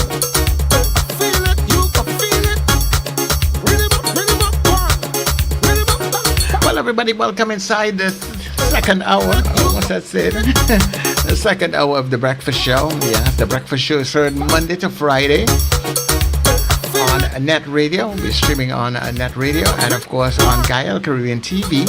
And, of course, you're getting us on our social media pages. We're here Monday to Friday. You can get us from 6 a.m. until 9 a.m. And we are keeping your company in some really nice kinds of ways, right? So good morning to everybody coming in. Thank you so much for showing up, and thank you so much for being here on NETT Radio. Just to let you know that when we come off of our Gael feed and also our social media platforms at around 9 o'clock, well, you can come across to netradiott.com. That's netradiott.com, so you can listen to us all day and every day. For our social media people, our next engagement on our social media platforms will be at 11 o'clock today with Steve Williams as we go on at the inside. So if you're having situations with family life situations and you just need, support to get through some of the difficulties, well, that's coming up at 11 o'clock today. So all you social media people, you can join us back at around that time. Of course, we are streaming on multiple platforms. You can get us on TuneIn, you can get us on Radio Garden, online radio, Radio Box. We are global. So all those major streaming platforms, we are there. All you have to do is put in the command NETT Radio Trinidad, and you will be able to get us. You'll also be able to give your smart devices that command, play NETT Radio Trinidad, and you're good to go. Of course, our social media pages are also NETT Radio Trinidad, so whether you're on Facebook, YouTube, Instagram, TikTok, and also on WhatsApp, it is NETT Radio Trinidad. You find us there all the time, right? So our morning poll, we're asking you, should the TTPS be more understanding of people who may be grieving? You're voting yes or you're voting no. If you're voting yes, you're voting 1. If you're voting no, you're voting 2, right? And when we come back, we'll tell you how you voted, right? But stay with us here on The Breakfast Show. Scandal in Citrus is back in Port of Spain, and yep, we're finally at Queen's Hall for 2 nights only on Saturday the 27th of June at 8:30 p.m. and Sunday the 28th at 6:30 p.m. Tickets available at the usual outlets and online. You can now buy tickets on our website, rsrrproductions.com. We think you'll like it. And at the Queen's Hall box office, 12 noon to 6 p.m. daily. Scandal in Citrus. We're at Queen's Hall. Scandal in Citrus. Are you taking care of your sexual health and overall well-being? At Total Image and Dr. Raj Adult Boutique, we believe your confidence, wellness, and intimacy matter. Visit us at our convenient locations: 10 Carmody Street, St. Augustine, Edinburgh, Chaguanas, Shops of Daybay, 95 Circular Road, Vistabella, Docks Ranch Light Pole 51, SS Aaron Road, Penal, and Metro Hotel, Suite 1, Number 2, Knoll Street North, Couva. From relaxing massage services to professional guidance on sexual wellness, we are here to support you every step of the way. Consult with renowned sexologist, Dr. Raj Ramnanan, for expert advice tailored to your needs.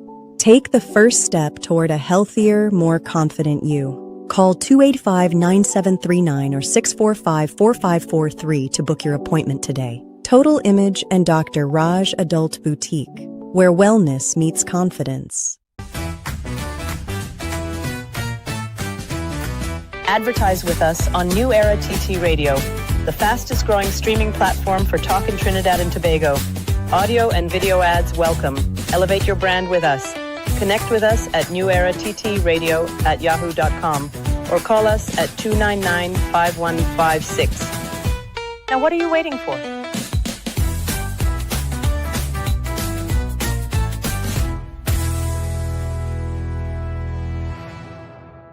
What do we all want for Trinidad and Tobago? Safer communities, greater opportunities, and a better future. Join Denise Deming every Tuesday at 11 a.m. on NETT Radio for Common Ground TNT. Each week, respected guests tackle the issues affecting our nation, from crime and education to healthcare, the economy, and good governance. Common Ground TNT, finding solutions through conversation. Tuesdays at 11 a.m. on NETT Radio, NETT Radio.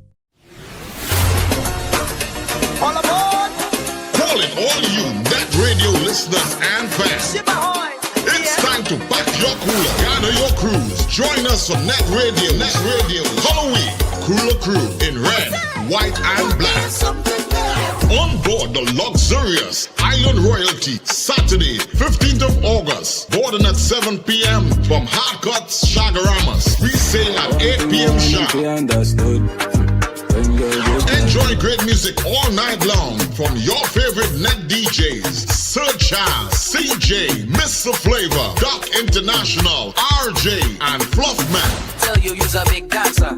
Come show Early bird tickets are just $200, after $250. Get your tickets now at Crosby in St. James, Rumba, St. James, Bobby's Bar in Kure, Bats International in Arima, K Square Fashions at C3 Center, West Mall, and Eastgate Mall, and all NETT DJs. No glass bottles allowed. Bring your coolers, bring your crews, and let's celebrate together. NETT Radio, Halloween, Cooler Crew, Saturday, August the 15th, aboard the Island Royalty. For information, call 638-2609 or 497-7173. Halloween, on the scene.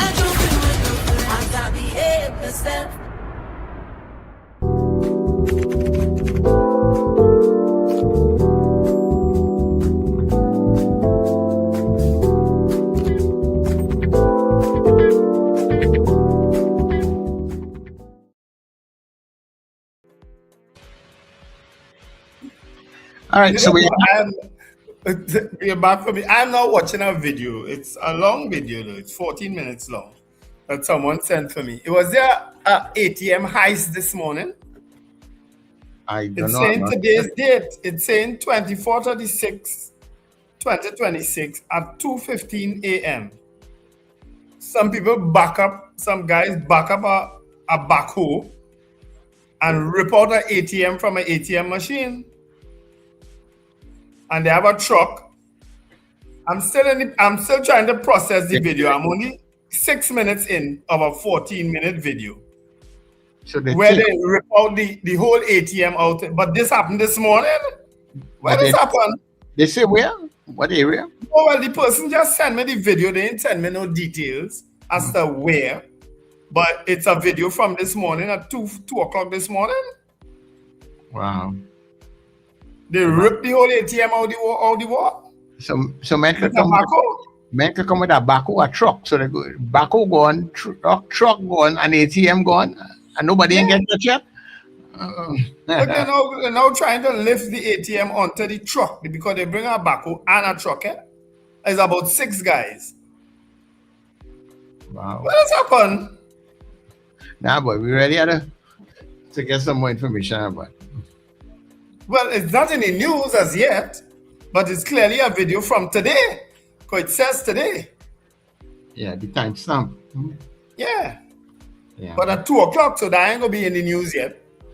Yeah, I'm now trying to see if there's any update on any of the news where that is concerned, but I'm not seeing anything. Tobago. They say the person said they understand is in Tobago.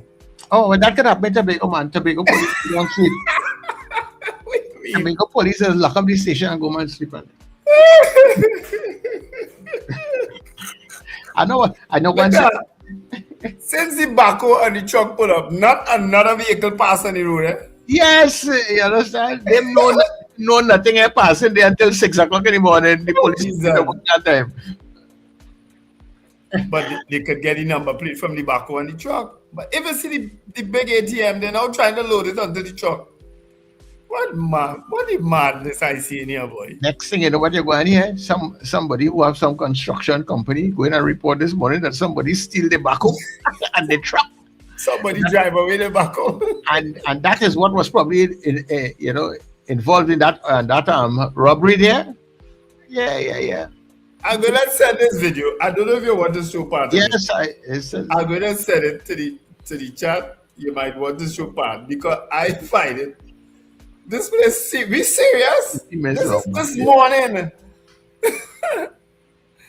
Anyway, let's get back to our poll, people. Should the TTPS be more understanding of people who are grieving? I'm going to read a couple comments because it's associated with all that we spoke about. Carlisle Cupid says, why don't they have the proper equipment to handle these non-lethal challenges? And that's in relation to the shooting of the mentally disturbed guy. But Cheryl Morad says, Joshua Samaru's dad is no criminal. The TTPS has many times shown discretion by issuing a warning to such persons.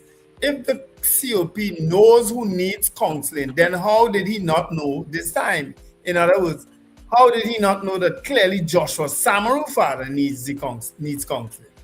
Very, very, very, very good comment, Chair. Carla Hercules also said, the police have to do their job because another person will do the same, so he must be made an example of. In the US, it would have been the same.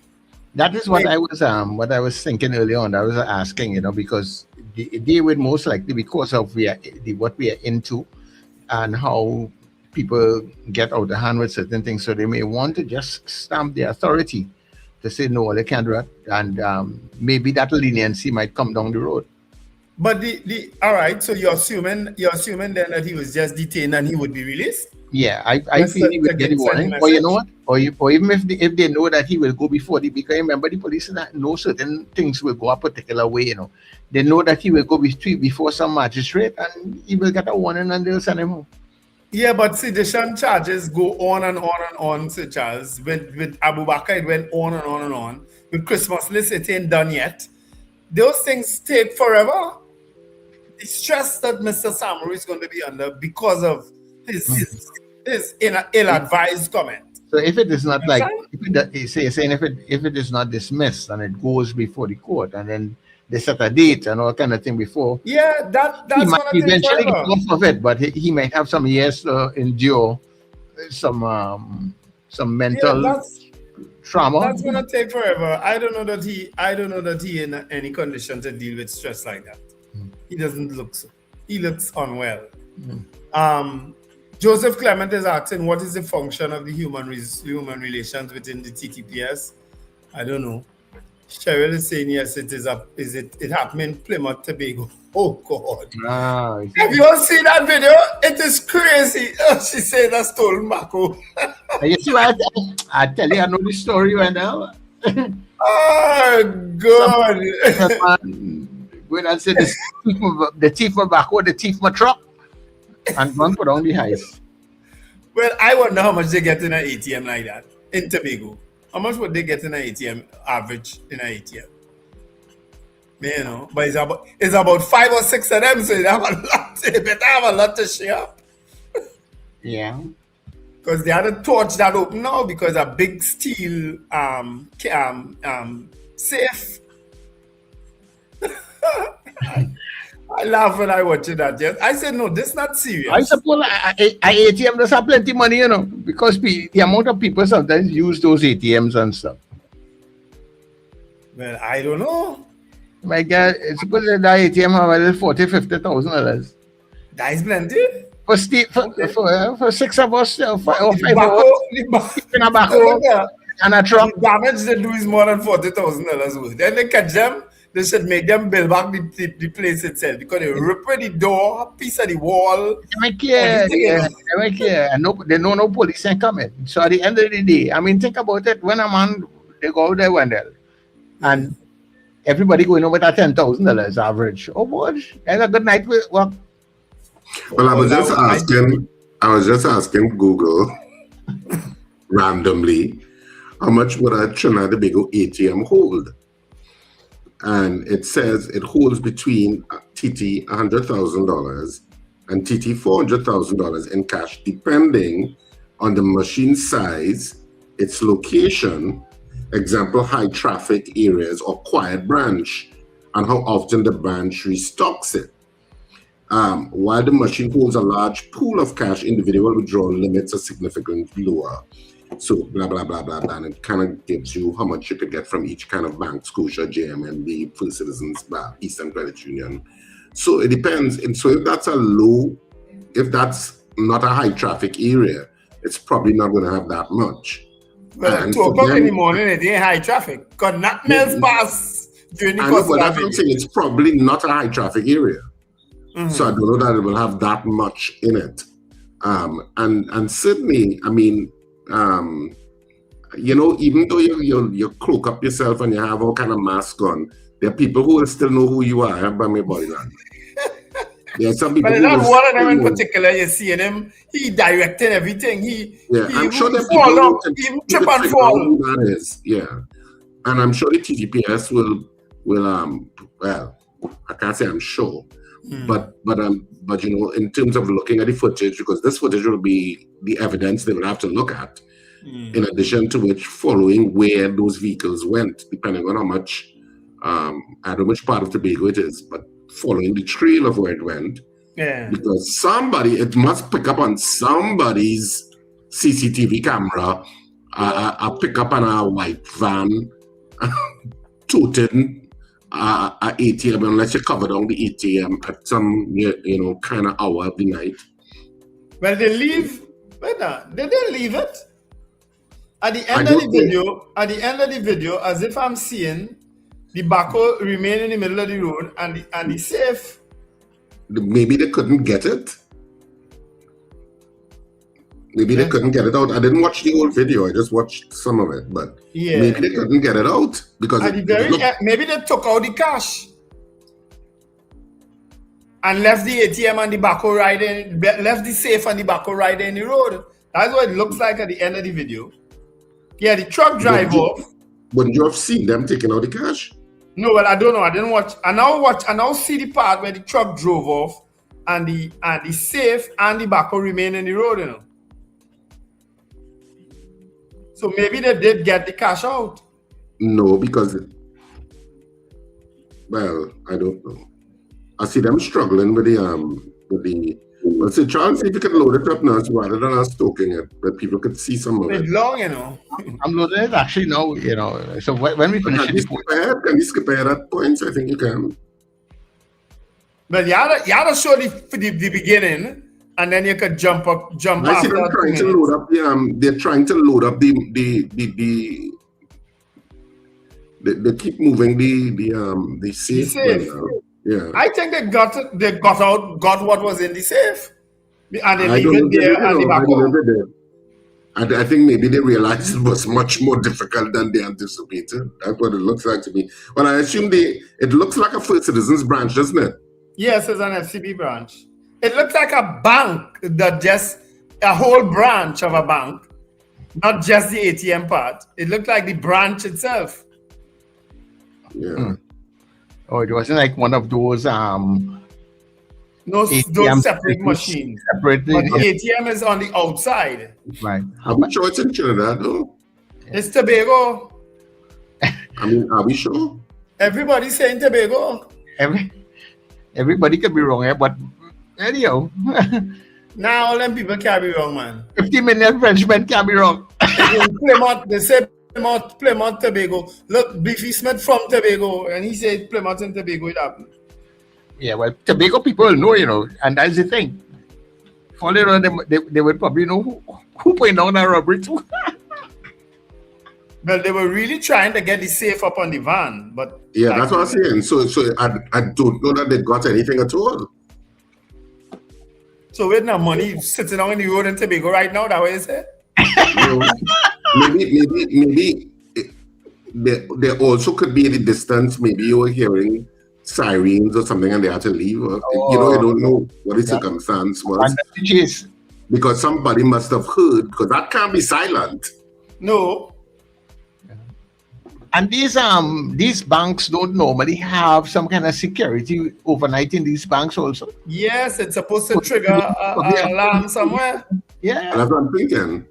Yeah, they must have some security in the bank, where they be a 1 or 2 or 3 persons or something. But if the people Let me leave that alone. There are all kind of cameras that could give you alerts.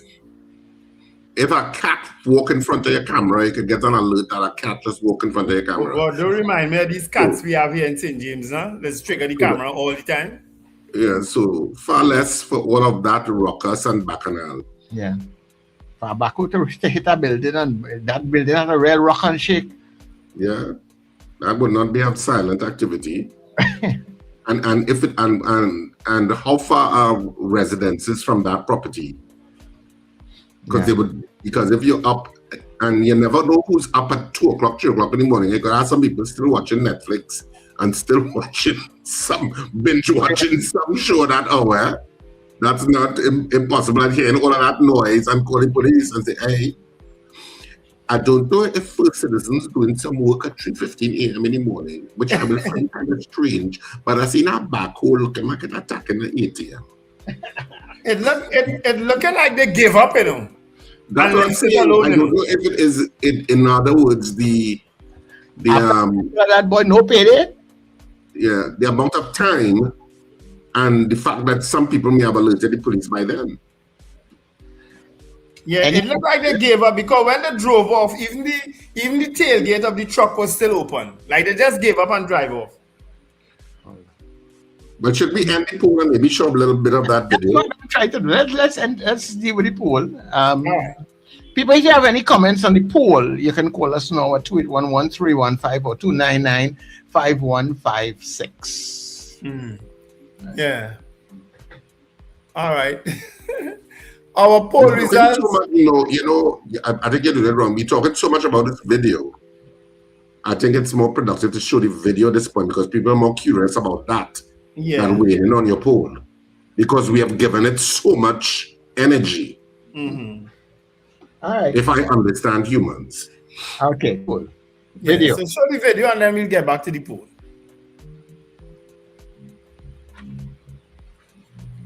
Folks, this is the video. Look at this.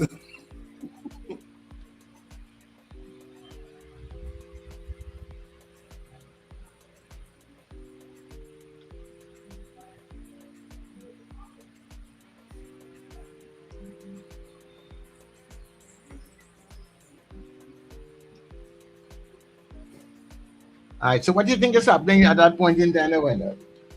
Come, do some narration. This is the backhoe backing up into the ATM itself. Yeah, the room with the ATM.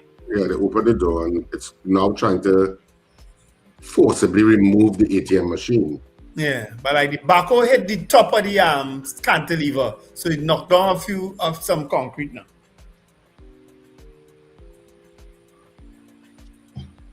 You could press play, Sir Charles. No, all this is part of the video. No, it's not moving.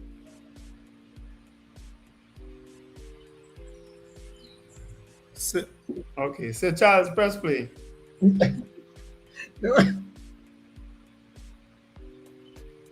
Somebody sent me a truncated version of it.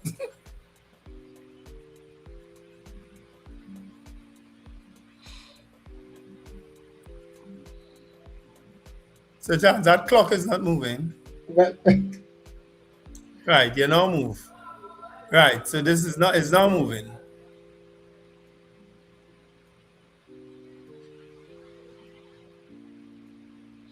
So you see this guy here in the cape where he's attempting to hide himself? Yeah.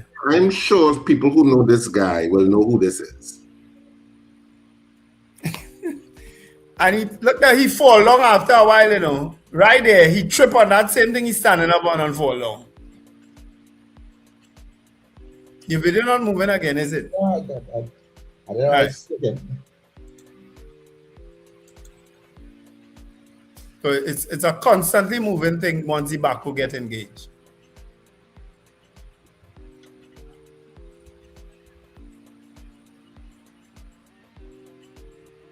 I don't know if it's you sticking or the video sticking. I think the video sticking.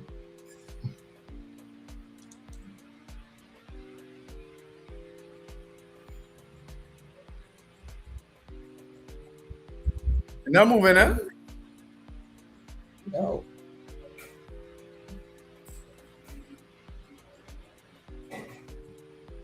Maybe we should take it out and put it back in.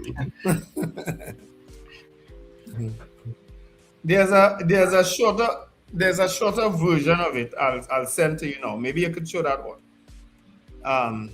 I'll send that one to you.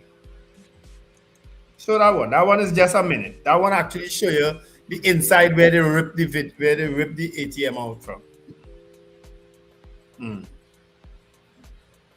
So you could show that one instead. That's just a minute. Yeah.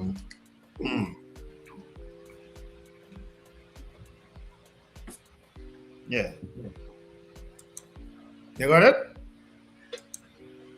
I'm trying to get it. This one I have to actually go and download it from social media, and it's giving me problems with the link.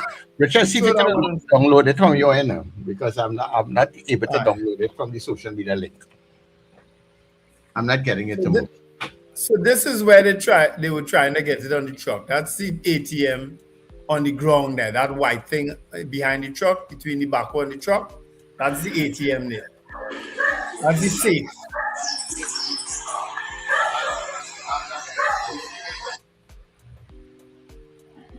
Is it a social media link? It's a WhatsApp link. Yeah. The second one I sent, both I got in WhatsApp.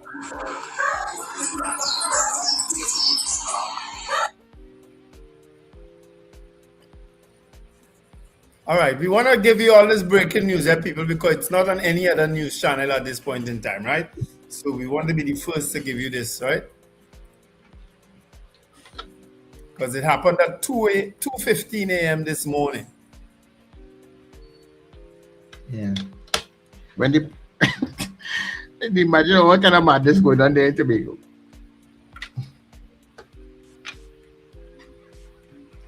Wow. So as soon as the guys get their act together, they will show the other video, right?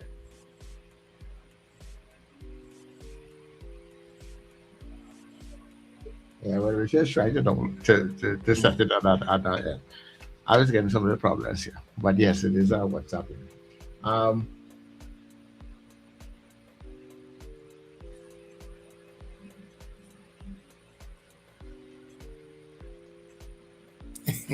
That's basically what I'm getting of it on this one.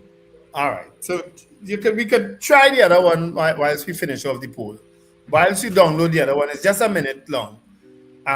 You can show that one, and we can finish off that, right? So, in the meantime, while we try to get that for you, let's just go deal with the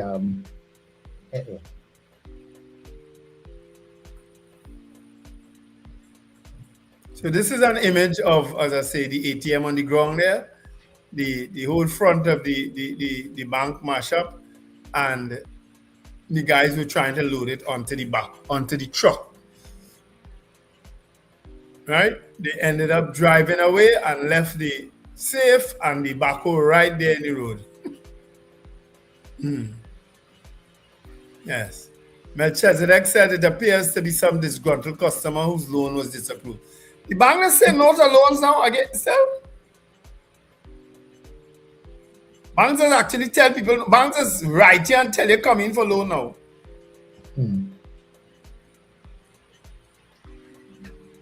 Yeah, once you have the security, you're good to go. Sometimes they ain't have security. Bank letting them, bank have loaded with money now. That must be why they went looking for that one. Anyway, all right. We want to go back to the poll, or you're still going to try? All right, there's the other video.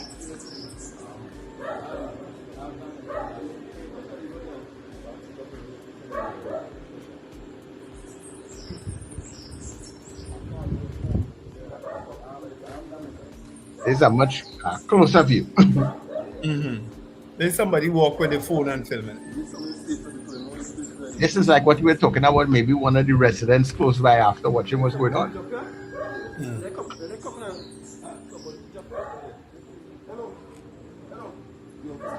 Well, this video have other people in it. So people wake up and went out the road. Yeah. So people must hear the noise and the banging and everything now. And they're curious. So people reach the abandoned the thing, Wendell. Some plaza. Yeah. It's in some plaza in Plymouth. So this is where they rip it out from.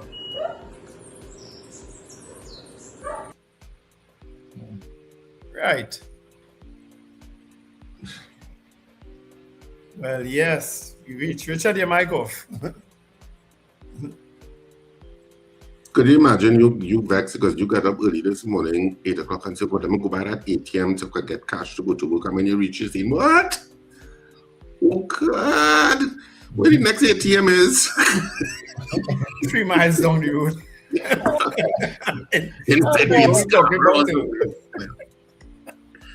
It's like, oh Lord. Anyway, that's the video, folks, and there was an ATM.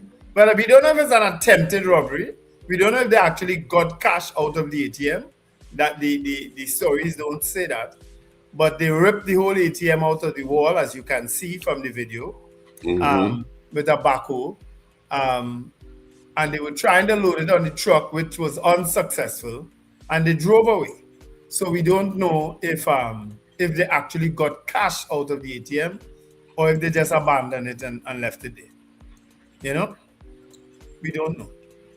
But I'm sure information will be forthcoming as the morning goes on. All right? Stay tuned for further updates. Yeah. Imagine, like just like bullshit ideas. You start, but you plan the start, but you ain't plan the rest. You know you're getting it out. The ATM, but you don't know you're getting out the cash. No, we know we're going to steal Mr. John backhoe. and Jeremy, you go drive the backhoe. I go drive the truck. But you gotta have the harness and thing to strap up the ATM and lift it up with the backhoe, with the thing from the backhoe. Right. No, you go they were trying to lift it up themselves. Are they mad? You understand? So they know how to start in, but they didn't know how to finish it. They should go back and things. From start to finish.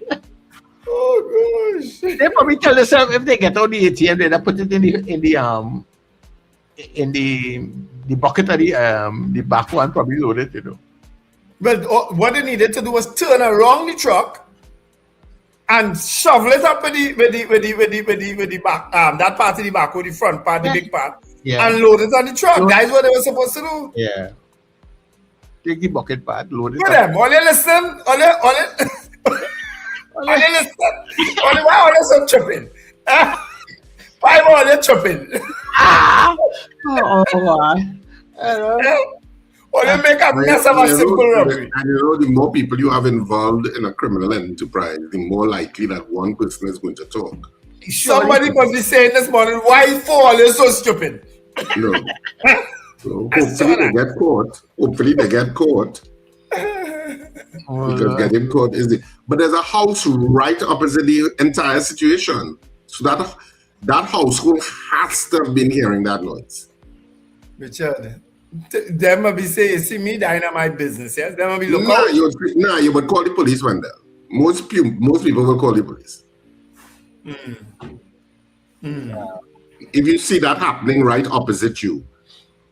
I thought it was a really kind of desolate area, but it's not, because there's a house right opposite from that video that we just saw. And there's another one a little lower down that you could see that the lights were on. I can imagine. And that ain't silent work. So that means you're trying to do that in a minute or something like that. You're trying to do that as quickly as possible, because that ain't quiet.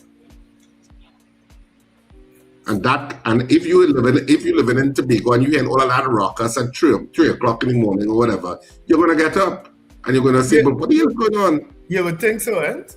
Yeah. You would think so. So, but I suppose you will find out more information as the day progresses. Yeah. So let's close up the morning poll, people. Right? All right.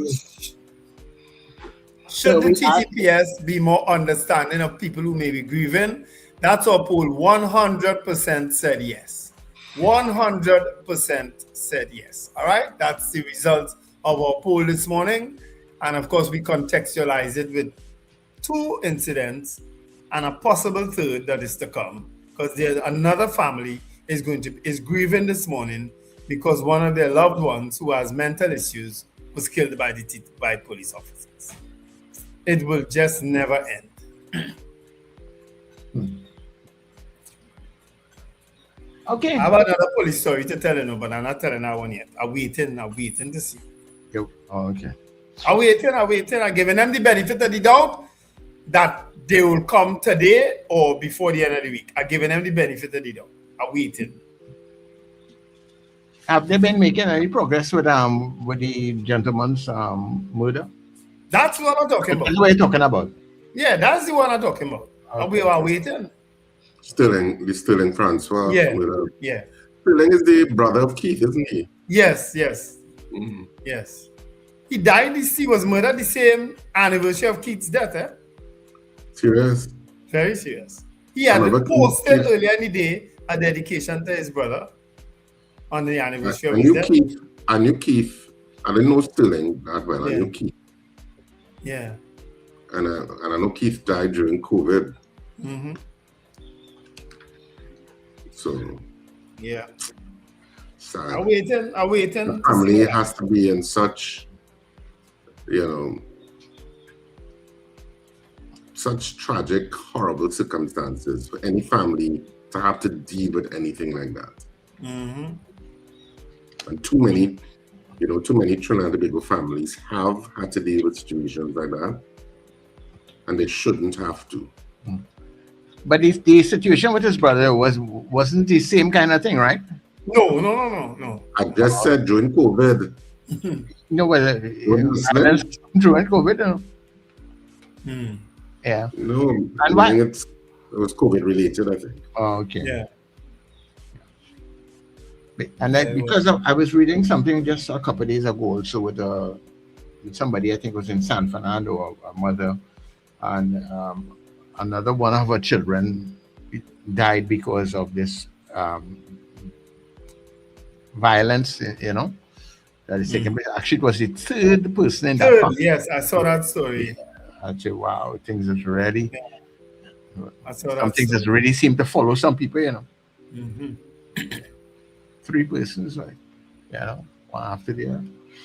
All right, so people, we can take a couple of your calls at 2811315 or 2995156. You can chime in on the conversation. So if you have any information on the tobacco heist, oh my word. Mm-hmm. You can share it with us, but you can also get in on the conversation, right? Mm. All right, so Paul, I'm coming in here right now. So hold on there, guys. Good morning.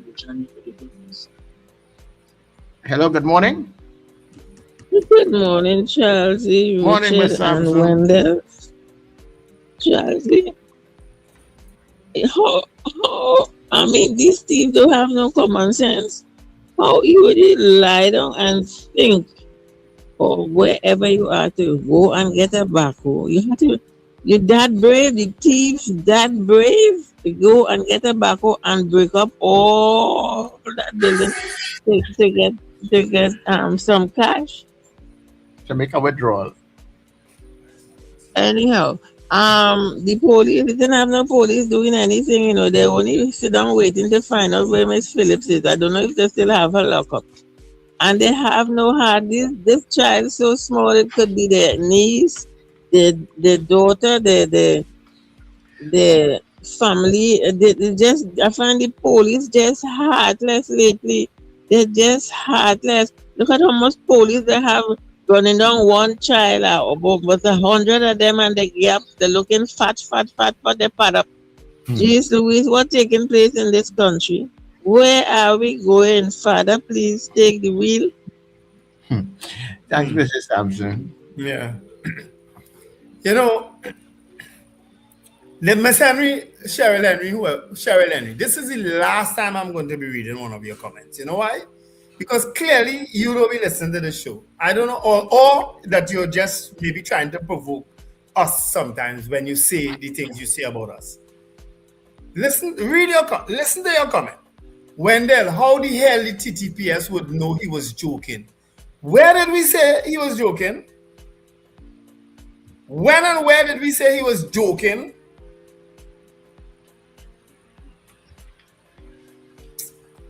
Ah, Lord.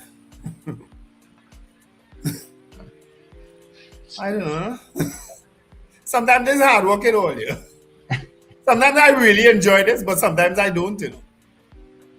Kola, good morning to you. Hey, good morning, gentlemen. Happy hump day, as you all say. Happy hump day to you, Captain Ron. Yeah. I don't know if you got my message. Those people, they're having internet situations. It should be back up by now, early in the morning over there, or in the afternoons. So they should be back up listening. They called me on the phone to let me give you the message. Anyway. You mean in Ethiopia? Yes, because they're doing a lot of renewal systems on there. So sometimes in the day, they get, in the afternoon, they have to shut it down and then put it back on after a few hours. Okay. Yeah. But they called me and to tell me to let you guys know. But they're hearing you guys now. Anyway, but listening to news a while ago, when it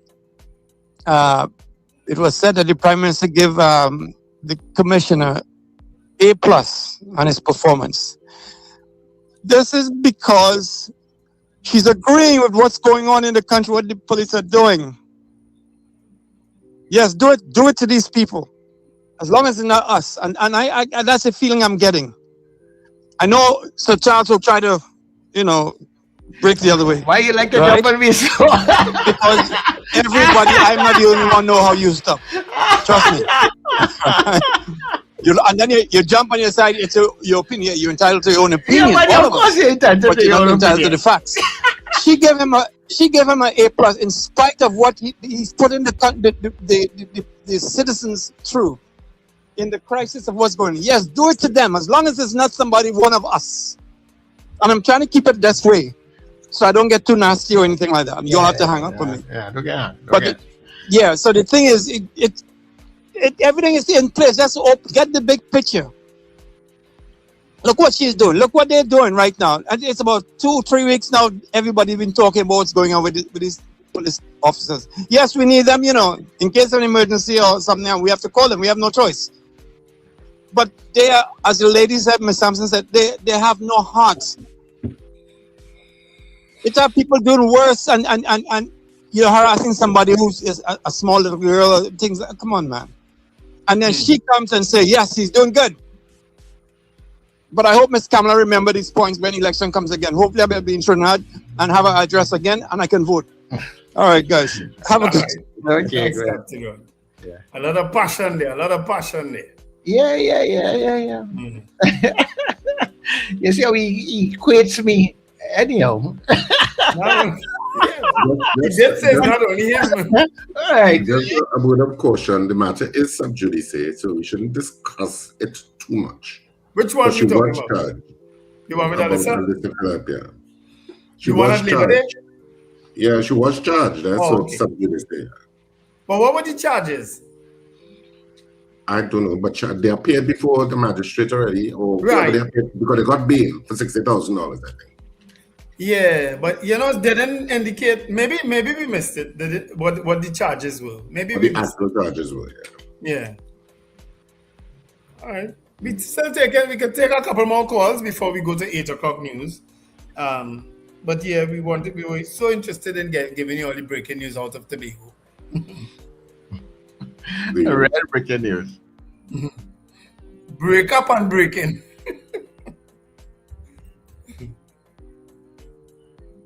But today is a gloomy day in Trinidad and Tobago.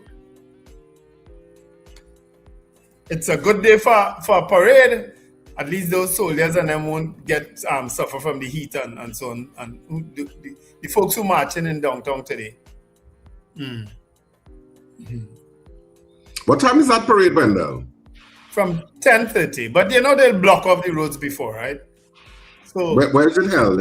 It's in the city center itself, right? yeah, it starts from the Savannah, from Memorial Park, and comes down all the way down to, I think, the promenade, and then back up and disperses in Woodford Square. They'll Which come one back is up. which one is totally different question. Which one is Gattaca Street in Woodbrook? Gattaca Street from the top would be the one by where I-95 used to be. You remember that building? Yeah. And it goes all the way down to Wrights Road where it's blocked off. You can't exit Gattaca Street from Wrights Road. It's right by the gas station on Wrights Road, opposite licensing office. Oh, Directly opposite licensing office, there's a street there that's blocked off. That's Gattaca Street. And if you go from the avenue, it's by where Ecliff Eli place is now. His new place. Right. Right on the corner, Ecliff Eli has his place. On Arpita.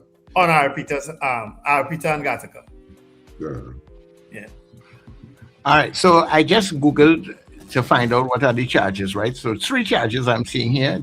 She is charged with being the leader of a march and failing to call on the march to disperse. All right, then they have disorderly behavior and resisting arrest. Oh, the typical charges. Yeah. All right. Police arrest the hand and you move it, you resist an arrest. The one that Attorney Stephen Moore says is almost a must now. Resisting arrest. Yeah. That's what it is. All right, so we're going for the 8 o'clock news, and stay with us. We have our football insights and all those different things on the other side, and then we come back and talk with you guys in the last hours. So stay with the breakfast show.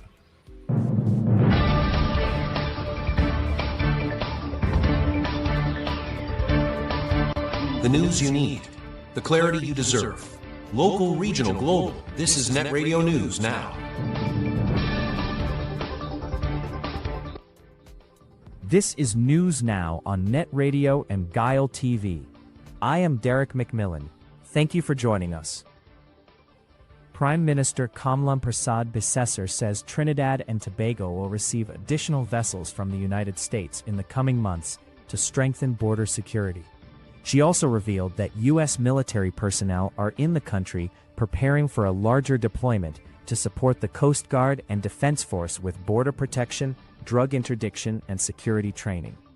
The Prime Minister said intelligence reports indicate a decline in the flow of illegal drugs into the country, although parts of the south, southwest, and central coastlines remain areas of concern.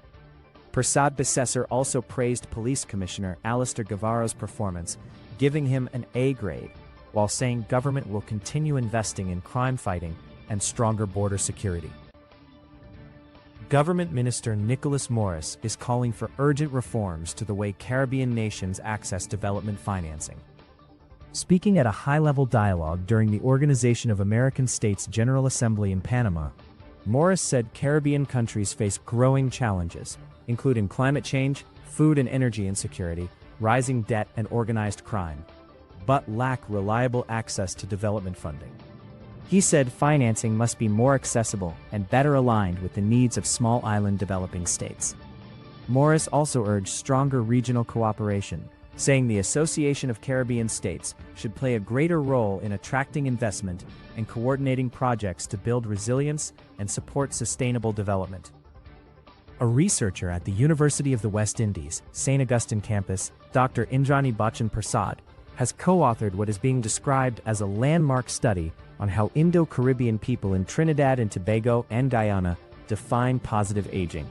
Published in the Gerontologist, the research found that aging well is viewed not only in terms of good health, but also through continued family involvement, preserving cultural and religious traditions, and using traditional knowledge alongside modern healthcare. The researchers say the findings could help shape healthcare policies and services that better reflect the values and experiences of older adults in Caribbean communities. Police are investigating a burglary at the St. Clair home of Chief of Defense Staff Commodore Don Polo, where burglars reportedly stole several bottles of wine after scaling a wall and entering the property on Friday night. In a separate incident, customs officers seized marijuana valued at an estimated $1.4 million and a firearm during an operation at a bonded warehouse in Port of Spain. One person has been arrested and charged. Meanwhile, a 36-year-old man was shot and killed by police in San Juan after he allegedly attacked an officer with a knife. The officer was stabbed in both arms and is expected to undergo surgery next week. Investigations into all 3 incidents are continuing. Regionally, the United States Southern Command says 2 alleged narco-terrorists were killed during a military strike on a suspected drug trafficking vessel in the Caribbean Sea. The U.S. military says 6 other men survived the operation and were rescued by the U.S. Coast Guard. No American personnel were injured. The strike, carried out under the direction of Southcom Commander General Francis Donovan, targeted what the military described as a vessel operated by designated terrorist organizations. The operation has renewed criticism from lawmakers and human rights groups, who argue that such strikes amount to extrajudicial killings and raise serious concerns over due process under international law. Finally, at least 40 people have drowned in France since last Thursday as Europe endures a record-breaking heat wave. French officials say many of the deaths occurred as people sought relief from the heat by swimming in rivers and other unsupervised areas. France has recorded its hottest June day on record, with more than half the country under the highest heat alert. Spain and Italy are also experiencing extreme temperatures above 40 degrees Celsius, prompting health warnings and emergency measures to protect outdoor workers. Forecasters say the heat wave is expected to spread across parts of northern Europe later this week. And that is NETT Radio News at this time. That was News Now. Stay informed with New Era TT Radio. NETT Radio.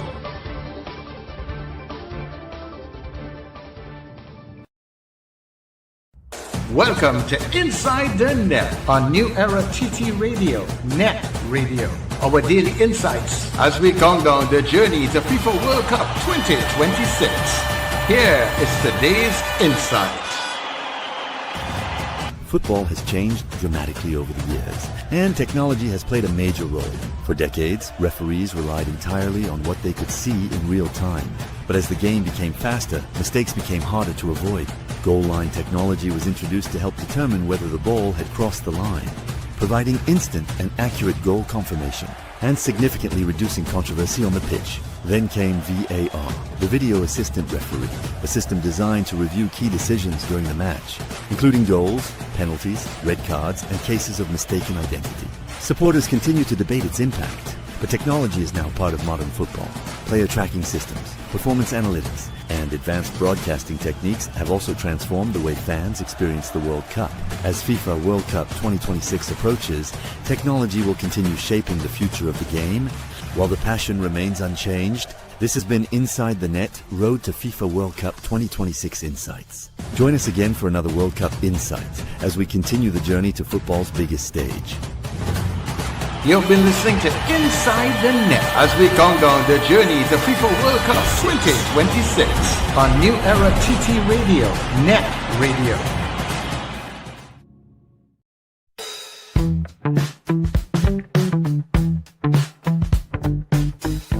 S&H Rumbox, 137 Western Main Road, St. James, for all your retail and wholesale needs for alcohol and non-alcoholic beverages. Call us at 686-0599 or visit us at 137 Western Main Road, St. James. S&H Rumbox, drinking out of the box. Calling all you NETT Radio listeners and fans. It's time to pack your cooler, gather your crews. Join us on NETT Radio. NETT Radio Halloween Cooler Crew in red, white, and black. On board the luxurious Island Royalty, Saturday, 15th of August, boarding at 7 p.m. from Hardcuts Shagaramas. We sail at 8 p.m. sharp. Enjoy great music all night long from your favorite NETT DJs: Sir Charles, CJ, Mr. Flavor, Doc International, RJ, and Fluffman. Tell you you's a big dancer. Come show Early bird tickets are just $200 after $250. Get your tickets now at Crosby in St. James, Rumbox, St. James, Bobby's Bar in Kure, Bats International in Arima, K Square Fashions at C3 Center, West Mall and Eastgate Mall, and all NETT DJs. No glass bottles allowed. Bring your coolers, bring your crews, and let's celebrate together. NETT Radio, NETT Radio, Halloween Cooler Crew, Saturday, August the 15th, aboard the Island Royalty. For information, call 638-2609 or 497-7173. Halloween on the sea. represent. Necessary Arts Trinidad and Tobago presents Women and Children First. Some sisters are losing their voices. We are losing our childhood. Women and Children First, written and directed by Penelope Spencer. July 5th, Little Carib Theatre, one important show. A performance, a tribute to our women and children. Drama, comedy, issues for the whole family. Call 752-7050 or 683-4843 for more ticket info. Women and Children First. See you there.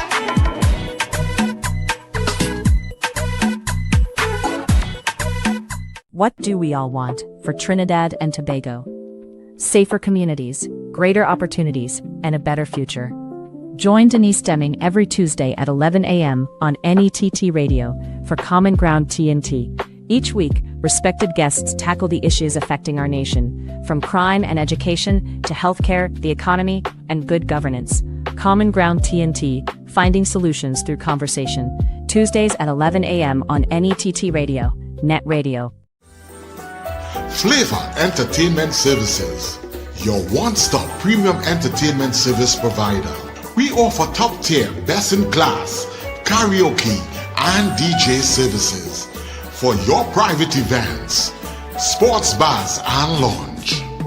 Let us help make your birthday parties, weddings, anniversaries, and corporate special events memorable and special.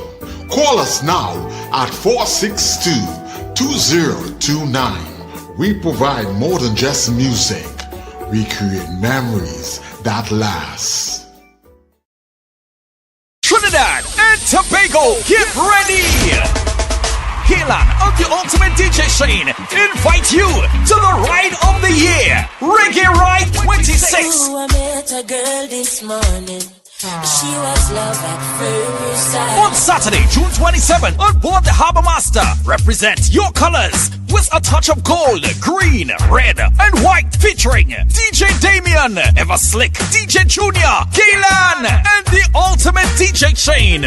Boarding 11 p.m. and sailing at 12 midnight sharp. Tickets are only $250 and are available at all Agard's Nuts House locations, City Furniture stores nationwide, and online at islandetickets.com. Call or WhatsApp 333-7601 for more information and tickets. Walk with your coolers. No oversized coolers and no glass bottles allowed. The Reggae Ride 26 is proudly sponsored by Agard's Nuts House, City Furniture, Tocopia Hotel and Lounge, Cricket Lab Academy, Cafe Barista, Endura Malt, NFM, Rio's Waxing Parlor, and Langston Roach Industries. One boat, one vibe, one love. The Reggae Ride 26. Scandal in Citrus is back in Port of Spain, and yup, we're finally at Queen's Hall for 2 nights only on Saturday the 27th of June at 8:30 p.m. and Sunday the 28th at 6:30 p.m. Tickets available at the usual outlets and online. You can now buy tickets on our website, rsrrproductions.com. We think you'll like it. And at the Queen's Hall box office, 12 noon to 6 p.m. daily. Scandal in Citrus. We're at Queen's Hall. Scandal in Citrus.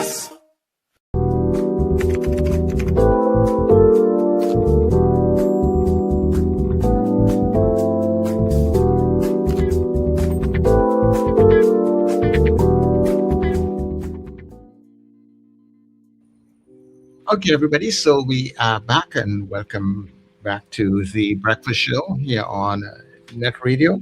Remember, we are streaming to you at netradio.tt.com, and we're also on Guile Caribbean TV. So we welcome you, folks, if you're just joining us. Well, of course, we're inside the third and final hour. And myself and Wendell is keeping you company. Richard will rejoin us in the hour at some point in time. But for now, so a couple of things just to let you know, people, don't forget that that Scandal in Citrus is on this weekend for all you theater lovers. So at Queen's Hall, and this Saturday and Sunday, you have 2 shows, so you can go and laugh your belly full. They say laughter is good for the soul, so you could go and check it out this weekend. This is a play that has been doing really well, Richard. Scandal in Cedro. So Scandal is in Queen's Hall this weekend, and of course it moves to Naparima Bowl next weekend. So you're going to have a really good time. So if you can't make it to Port of Spain, you can definitely make it to San Fernando to see Scandal in Cedros. And you can go and check out Richard's new our Productions new website. I don't know if you haven't been to the website. They said it's looking pretty good, pretty impressive. No, yeah, I haven't checked it out. Yeah, Richard did a lot of work on Richard and his team did a lot of work, and you can buy your tickets directly off of the website, which is really cool. Yeah, I like that. I think that's a feature we had a copy for our website. I like messaging Hayden and say, keep a ticket for me. Yeah, I still do the old fashioned way. Yeah, well, there are some people like that, Some people just like that old fashioned interaction, Yeah, once you live, but when you're growing up in the information age, you tend to want to move with the trends. You'll be looking for trends to come on board. So as they come on board, you want to grab it. Bam! So that is on. And also don't forget that the Cooler Cruise is on. Right? So we're going to be getting ready for our Cooler Cruise. Remember, it's happening on the 15th of August, right? Put that down in your calendar, write it somewhere, tell them, hey, the 15th of August are going nowhere. We're going to be supporting the NETT crew and NETT Radio. Come, and it's our first annual event that we are putting on, our Cooler Cruise. It's pre-independence, so a little hint of red, white, and black. Or you can mix it, match it, or you can look like the flag. No problem with that. And just come out and have a good time. Now, we will be boarding at Hearts Cut in Shagarama, which is down by the Cove. For those of you who remember the Cove, who remember Heritage, I think, what is it called? Backshot Hotel? Backshot. Backshot is Marvel. That was Backshot in the whole. No. Yeah. Backshot is Marvel. Marvel. As a matter of fact, the park named Backshot Park or Box Park or Backshot. Right. That's where the Box Park is. I ain't go there for a little while. That wasn't Backshot. That was Anyway, that was Cove too, not so? Yeah. But it's down by the Cove. But I think they had a hotel somewhere in that area there too. Yeah, they still have a hotel. It's modernized now. They fixed it up a few years ago. Yeah. Brent is the person running down there. Where's Brent's name, boy? Is it York? Okay. But it's Brent. That is where we will be boarding on the 15th. Remember, the boarding at 7 and we sail at 8 o'clock. By midnight, you're back on the inside, so you can do all the other things that you have to do. We don't want to keep you out too late, right? So we want you to come out and support us. The tickets are just $200, and we want you to pick up those tickets now. Don't wait until later on in the month to try to pick up your tickets, because that time it will become very difficult. So get your tickets now. You can pick them up at Crosby's in St. James. You can pass by Wendell at Rumbox in St. James. Also Bobby's Bar in Currap, Fats International in Arima, and K Squared Fashions. They are at West Mall, Eastgate Mall, and C3 in San Fernando. For all you Southerners, that is where you get your tickets for the Cooler Cruise. And and don't forget, you could get your drinks by Rumbox. And you could get your drinks by the same evening. You could pass and fill your cooler that evening. And head down. That's a good idea. You pass by Rumbox, get all your things you want to put in your cooler, because it's going to be a fantastic ride. And Clint is saying it's Shaka Cabana. That is Shaka Cabana. Shaka Cabana. Clint, what are you doing on you ain't supposed to be in church already? What are you doing? Homestead? Cabana. That is that horse. I don't want to make me say Backshot. Shaka Cabana. Right? So that is where we are boarding. So, and you can also get the tickets from any of the NETT DJs and presenters. Give us a call and come and hang out with the NETT team. Come and see and meet our DJs, the people who've been entertaining you. Come and meet the breakfast team. Come and hang out. Take a little drink with Wendell and Richard on the boat. Right? Yeah, I'm drink. Richard is Heineken, and people just know that Richard is Heineken. Make sure you put that in your cooler for Richard. And me, I am I don't know. Depends on your mood. Campari or something. I like Campari or Yes, Rude Boy. Rude Boy. Or Rude Boy. No, I can never stop drinking Rude Boy. I just don't drink as much. But yeah. You know, Rude Boy or Campari? Yeah, I never drank it. You never had Rude Boy? No, I never had it. Really believe that? Yeah. It's been all around me. I went places and people have been drinking it, but I never drank it, you know? Right. Because I said energy drink kind of thing. I was kind of stay away from energy drinks, you know? Because there was that much. I don't know Rude Boy is an energy drink, you know. Well, I mean, it have honey goat weed and vodka in it, I think. That's what it mainly comprise of, honey goat weed. Honey goat weed and vodka. Good combination. Get you moving one time. Yeah. Yeah, but that's it. So on the 15th of August, we are going cruising. Get your tickets. Get your tickets now, right? Make that call. You can call any one of our numbers. You know our numbers, 281-1315-299-5156. A lot of you know how to get in contact with me personally. And we will be able to get your tickets to you. I understand that a couple of our friends who live on the outside will be in Trinidad at that point in time for the cruise. So I don't want to disclose anybody's business right now. But some people have expressed that, hey, I will be in Trinidad. All right, I am coming. It's a good time to visit Trinidad if you're not already here. It's a good time to visit Trinidad for the boat cruise, and if you're a listener, and we have lots of listeners from all over. Yeah, and then come in middle of August and join us on the boat, right? And yes, Miss Sampson, I will stock up on ice. Yeah, you know, because it's pre-independence. You know, if you haven't been home for independence, you know, in a long while, you can make a little trek. Mm-hmm. Come on in and come and hang with us. We're going to have a fun time. We're going to party. We're going to just... And coming up the end of this month, actually, why am I saying the end of this month? Coming up on Saturday, outside, you have choices. You have Scandal and Seegers. You could also go down to Geylang, to Reggae Ride after. Their ride starts at midnight. So everything done by then. You could more than join that Reggae Ride on Saturday night. All right? Geylang and DJ Shane, their boat is sailing from... Geylang, where the boat sailing from again? Sir Charles, where the boat sailing from again? That is by Peaks there. By Peaks, yeah. They normally boat by Peaks. Yeah, it's got a car compound there. Right? Yeah. So they're That about is happening 11 and Saturday. 12. Yeah. Saturday at midnight, all right? The boarding is 11 and sailing is midnight. So you could go to theater and still come to the Reggae Ride. All right? Yeah, that is normally a nice ride. Right? It is a very nice ride. I think PNM having a party too that same night, you know. At why is that at it? Because somebody could get vexed if I do talk about the party. They have a big red fete, I think is Cascadia that same night. Yeah, I think that same night. Big Red. Big Red fete, yeah. A Back in Times fete at Cascadia that same night, June 27th, all right? So you have a lot of choices. This is coming up soon, right?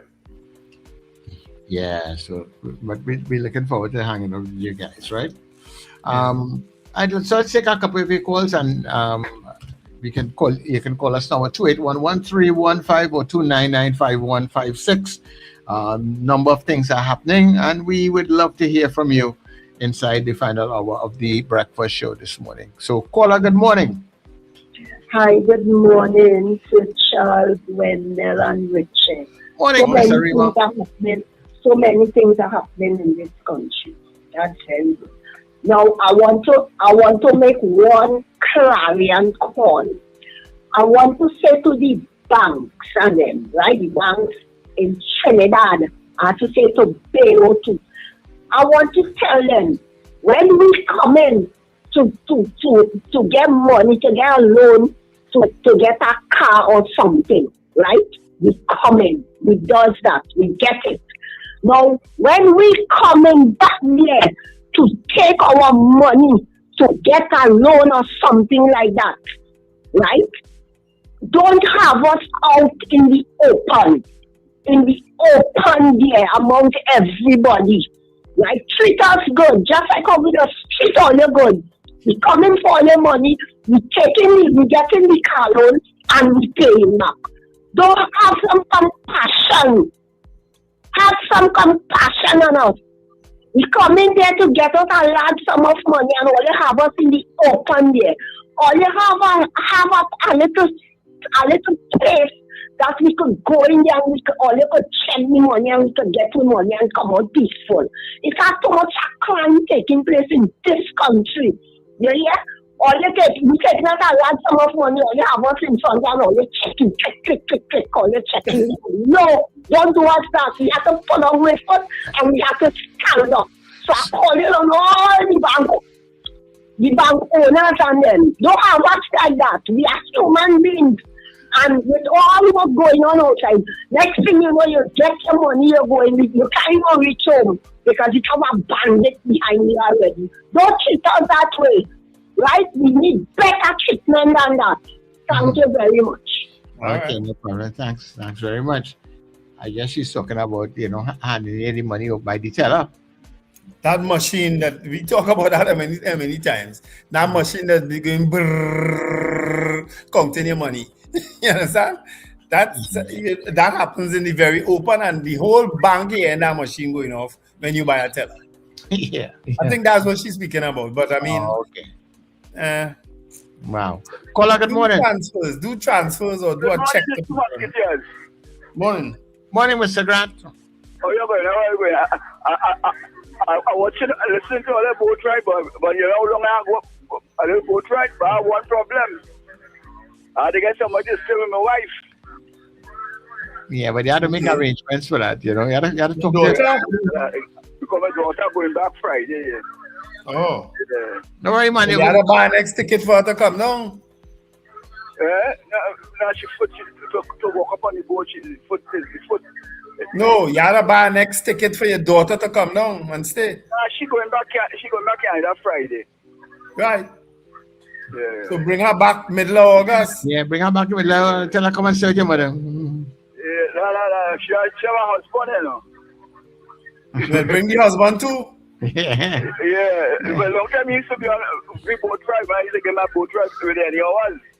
You understand? Yeah. That might go to Island Royalty, Yeah. I followed that boat for that man. The man was shocked, He said he never believed that so much of old people. He catered for about 60. And when he see we had over 250 something person on that boat. Yeah. Because he said him a discount and all. Anyhow, when they a fella by the name of Herman, he was a PNM councillor, older man in Arima. But that thing shocked me. Herman Noel? Yeah, but he was the deputy mayor? He was the deputy mayor? What happened to him? Yeah, I passed last week because we had a nice committee in here. We used to get things. The man dead by me, He died. I didn't hear that at all, Mr. Grant. Even just don't see very shit from me in Malabar here. We had a nice committee. We used to have a nice function. The whole that thing shocked me for the whole week. And I just saying, so this life is very short. Me and the man living in the market, in the grass market by the court. Yeah. Anyhow, I know the time short. We will talk later and all the best. All right. I'm going to get somebody for the boat ride. Yeah, all right. So, Charles, I know you shared it, but I had gotten it from someone before. Who sent me that video, boy, of the Barbados head of fisheries? I'm not going to try and get it here. When she was standing giving a speech and she just collapsed and died. She just literally dropped to the ground and died. Yeah. While she was giving her speech. And she doesn't look like an elderly person. Who sent that to me? Somebody sent that to me. But I saw you share it. But that's the nature of life, eh? Yeah. Sudden death. What? Sudden, inexplicable death. I mean, that is as sudden as it can get, eh?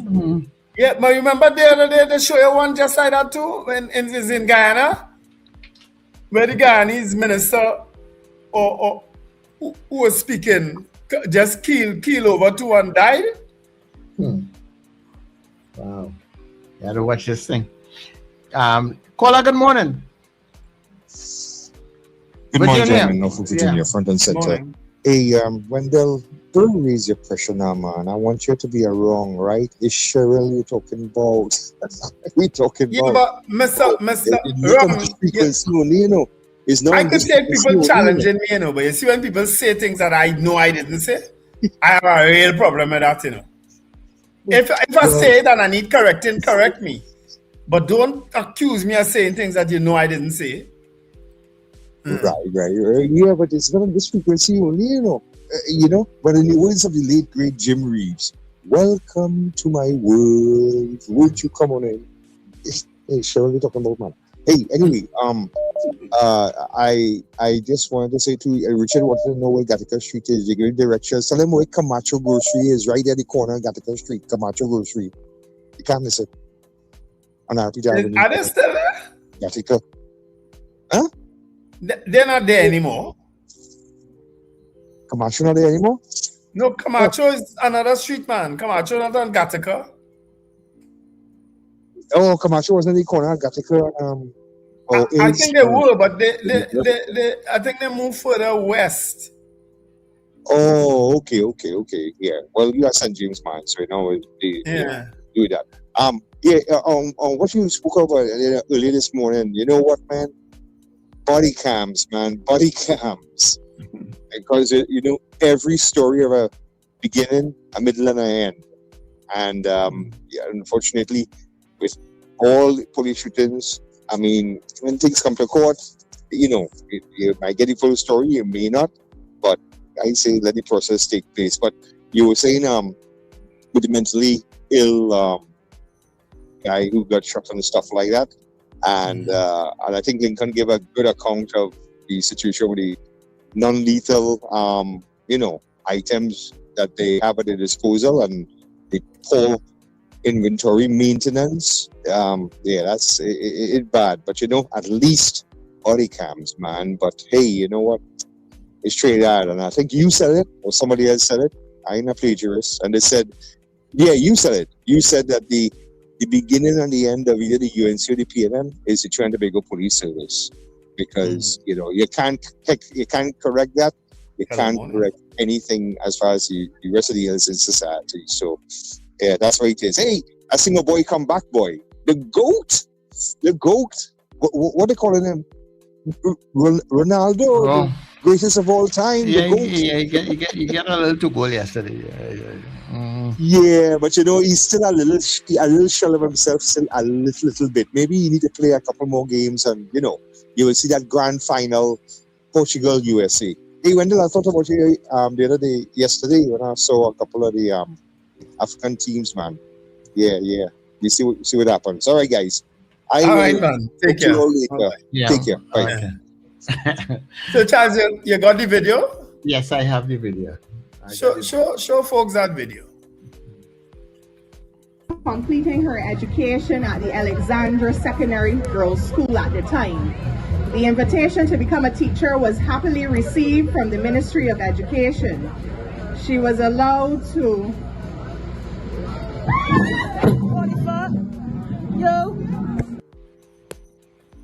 That's it, That is it. Yeah, and I'm gonna play it again for you in case you missed it, people. This is, and I mean, she was just talking like normal. She didn't look like she was sick or anything, She was just speaking normal.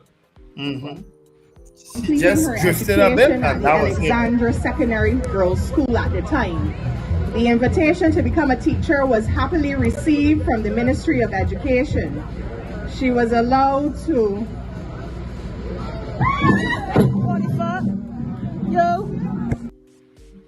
I mean, that really shook me up.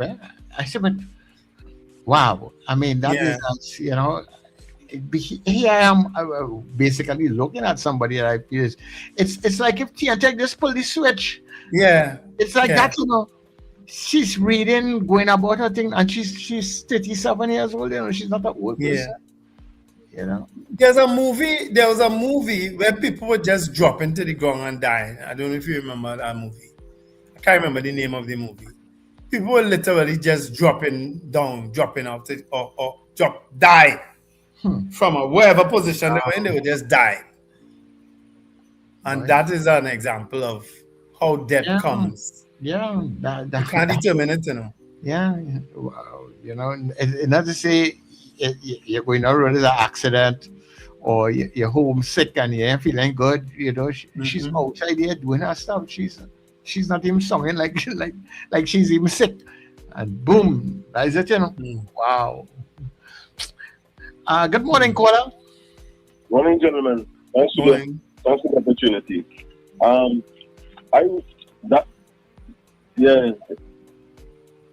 Go ahead, Anson.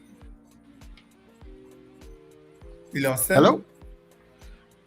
Hello. He's there, but at least he's connected. I don't know if he's probably just he muted his phone by accident, maybe. Oh, probably, I don't know. Answer, check and see if you have the phone, but nobody phone him yet. I ain't seen it saying muted. It's saying that. No, I was saying somebody speaking, so I don't think it was the review. Oh, okay. Okay. I think I understand what's going on there. Vincent, hold on, Vincent. Go ahead, Ash. Sure. Yeah, go ahead, Aston. Yeah, you know, that happened, I believe it's in Barbados, Mr. Stevens, Barbados. Yes, right? it's Barbados, yeah. But yes, right? I want to give you that perspective. So I agree with you, Sir Charles, it's shocking and so on. That is why I would recommend every morning or once you get a chance in your set, throughout the day, every day, you try and run Ninja song.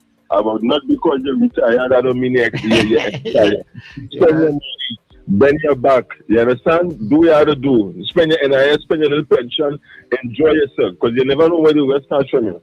But when I saw it, right, the other perspective I had is this. You know, I would prefer that way than to be suffering interminably in a bed, lying down, and watching yourself waste away. You understand? So that is the perspective, and essentially, the lady was doing something that she loved, right? She was involved in an activity that she wanted to be a part of. So that it was sad and shocking, but on the other hand, that is the perspective I chose to go with it with. You understand? Because, you know, and the reason why I gave that perspective is that my both parents died from cancer. So in both instances, I was able to see them deteriorate from how they were physically strong and so on to come down to that. And in the case of my father, he would have gone through with his ailment for almost 20 years because he had prostate cancer, right? And we would have seen him deteriorate all the treatments, tried everything, you know what I mean, all the different medication. In fact, he even outlived one of his doctors.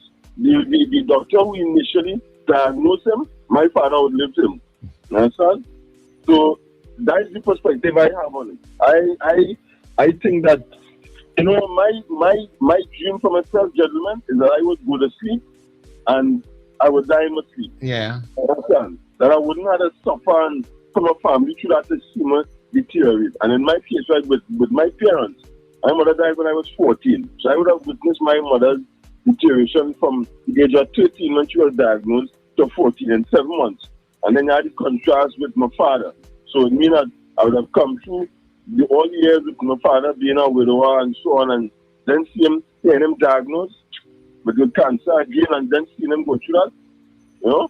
So I just wanted to give that kind of perspective to kind of balance it off in a kind of way. You know, that is what I try to do. I try to balance it off. You know? Yeah. Thanks very much, Anson, for that insight there. Vincent, sorry about that. I thought it was missed there, but go ahead. Thanks a lot. Yeah, so when how we believe, we believe in Christianity and spirituality and things, and feel the state of the world, how man being unkind to man, although man has been unkind to man from the beginning. So, but as the population grow and numbers thing, and we see how people flourishing in a bigger way through technology and all kind of things. But the Bible, as believers, the Bible prophesied that we'll be in these kind of times. Man will be haters and doing real wickedness to man. And we in that state and depressing them and you know. But all about the world had that. The comments are jumping in. They kill thousands of people in Iran and lock them like nothing. Israel killing thousands of Palestinians and lock them like, you know, people justifying that and all them kind of things. Man, doing wickedness to man from the Congo and all about the wickedness going on, and people just, them life, they take them life as nothing. But when the European life or the Israeli life, that is sacred. You know, that kind of attitude we operated with. We had to, life is life, and all people have their value. I know we watching how Mr. Netanyahu saying Iran will never get a bomb. Once he has his prime minister, but he has one. You understand? The Iran people is just like the Israeli people. Everybody want to live and enjoy their life, and but you trying to mash up that country and just saying them is evil and look what you doing. And everybody just back and Netanyahu could do what he wants. Yeah, thanks very much. Yeah, it's a sad thing, yeah. It's a sad thing to see, you know, people who would try to preserve the life of themselves and their people will so easily destroy the lives of other persons without even thinking, you know. Without even thinking to say, well, you know what, that's a human being just like me, you know. We in a we're really in a terrible place, you know. End times, as they say. Yeah, it's really not really what we really want, and it doesn't seem to be getting any better. You would swear as time goes by, and the world evolves. You know, technology evolves, and people should be working towards making life better for everyone, but there are some people who only want it for themselves. Yeah. At any cost. I mean, if you have to go down the biblical road, it's not supposed to get better. It's going to get worse. Well, yeah, according to the scripture, you know, it's all mapped out. You know. There's a story in the newspaper today before we go in. I just wanted to probably touch on it. It's in the Guardian today. The UK flags TNT's gangs, and they have a official report that says that there are 186 gangs. So, international relations lecturer at the University of the West Indies, Dr. Michael Powiski believes the latest report from the United Kingdom on gangs in Trinidad and Tobago places the country in a negative light. Powiski said yesterday that this report, coupled with last year's visa restrictions imposed on the country after the number of asylum seekers to the UK grew exponentially, does not help the country's image. And he goes on to say the report was published on June the 5th by UK Visa and Immigration as part of its country policy and information note series, and was designed primarily to assist British officials in evaluating asylum applicants. You know, so 186 gangs that they would have identified. Every time I see this, because it's in the front page of today's Express, every time I read these stories or see this, I wonder where these stories come from, because how long are we hearing about how many gangs it have, how many members of the gangs it have, but what are they doing about it? What they're quoting 186 criminal groups, in other words, gangs, right. 1,750 members. How do you know that? Yeah. But it's probably an estimate. It's probably a guesstimate. Yeah. Because the big even if it is, Richard, why not 2,000? Why not at 1,500? Why not 175? Because the approximating is just that why not 54? but they will be approximating within a range. However, they assess that.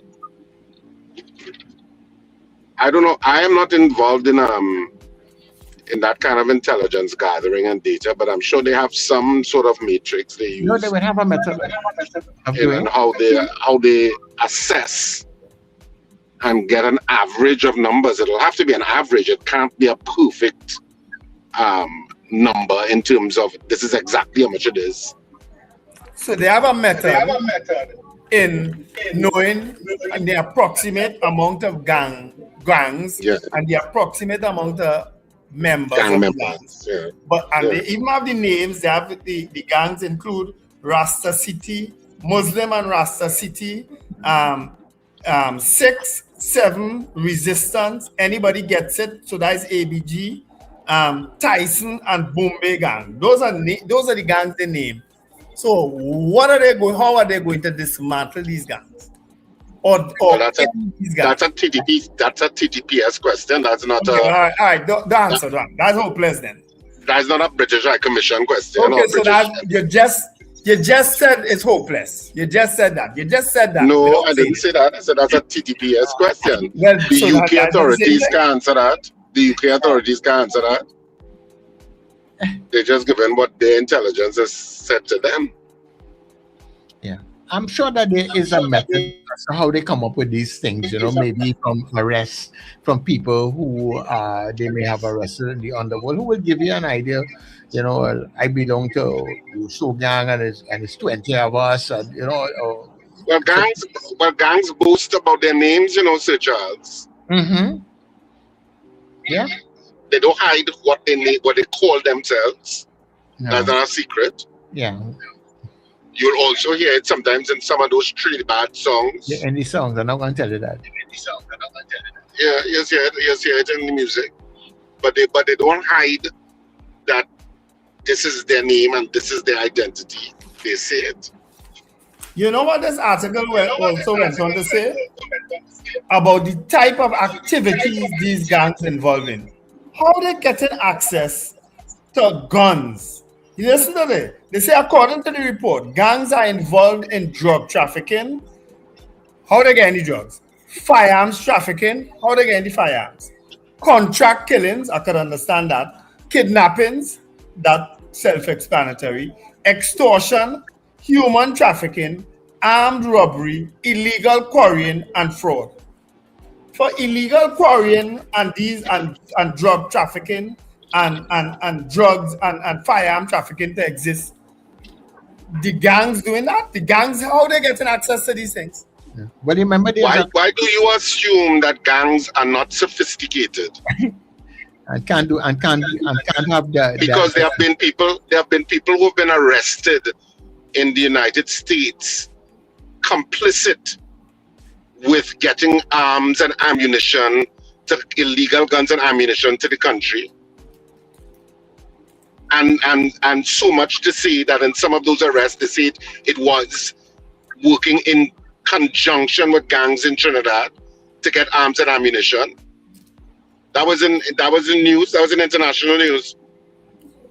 Yeah, so gangs are not just working. The assumption is that people think that gangs are unintelligent and they don't know how to maneuver. I never said that. I'm saying that's an assumption people make. Most of these guys, based on the reports, can't even go in the street next door. They can't go across the road because that across the road is some other thing. How they getting? How they organizing drug trafficking or ammunition trafficking or even human trafficking? How they maneuvering that if they can't even go across you? That's the territorial ones you're talking about. But that is where 6 and 7 gangs come in all kind of varieties when there. So what you're saying that they're... Yeah, but what I'm saying, gangs come in all types of varieties. Some will be engaged in extortion, telling people they have to pay X, Y, and Z. Yeah, so what you're saying, you can't believe that gangs involved in arms trafficking and getting arms and ammunition. Some of them have connections Some of them have connections to Venezuelan gangs too. I ain't saying they're involved in it, you know. I'm just saying they are not the ones maneuvering these things. They are not the ones initiating these things. These guys who can't, as I say, can't even go across the road or go wrong on the block. They can't be the ones organizing these things, Richard. That's what I'm saying. One type of gang when there are different types of gangs. Huh? And then one type. Yeah, and then you're probably looking at it at maybe at the blue collar crime aspect of it, but they have shown that data has shown between the white collar crime and the blue collar crime, it's closely related. That's what I'm now saying, Sir Charles. Mm-hmm. That is basically what I'm saying, you know, without saying those words. Mm-hmm. That somebody else organizing the drugs, organizing the guns, organizing the humans to be trafficked. Somebody else can't be these fellas, as I say, who can't go across the road. I think you have an outdated kind of view of how necessarily some of the gangs in Trinidad operate. And they have. And I will tell you something else too, Wendell. Like bring it on a different level. You remember there was a time in Trinidad and Tobago where Carnival and promotion, we had 2 or 3 or 4 main promoters. We know Cliff Harris, this one, Roy Mirage, and you know those were the promoters, right? And today, who you think are the promoters? The artists themselves are promoting. You know, where they would have settled to be paid by a promoter in the past, recognizing when he paid me $20,000, he going away with $3 million. You know what? I go in and start to do my own promotion. And they are the promoters now, and you know what? And they are doing it in a bigger way because they are now promoting in Trinidad and Tobago, Miami, London, wherever there's a carnival now. In Japan, they're doing their own thing. Richard, look, Lester Crogwell has a question for you. He said, how a small country like ours could have over 100 illegal quarries and no one is arrested? How do you hide an excavator and a backhoe operating? That is a TTPS question, and that is a government question, because that has been allowed. That whole issue of illegal quarrying predates even this administration.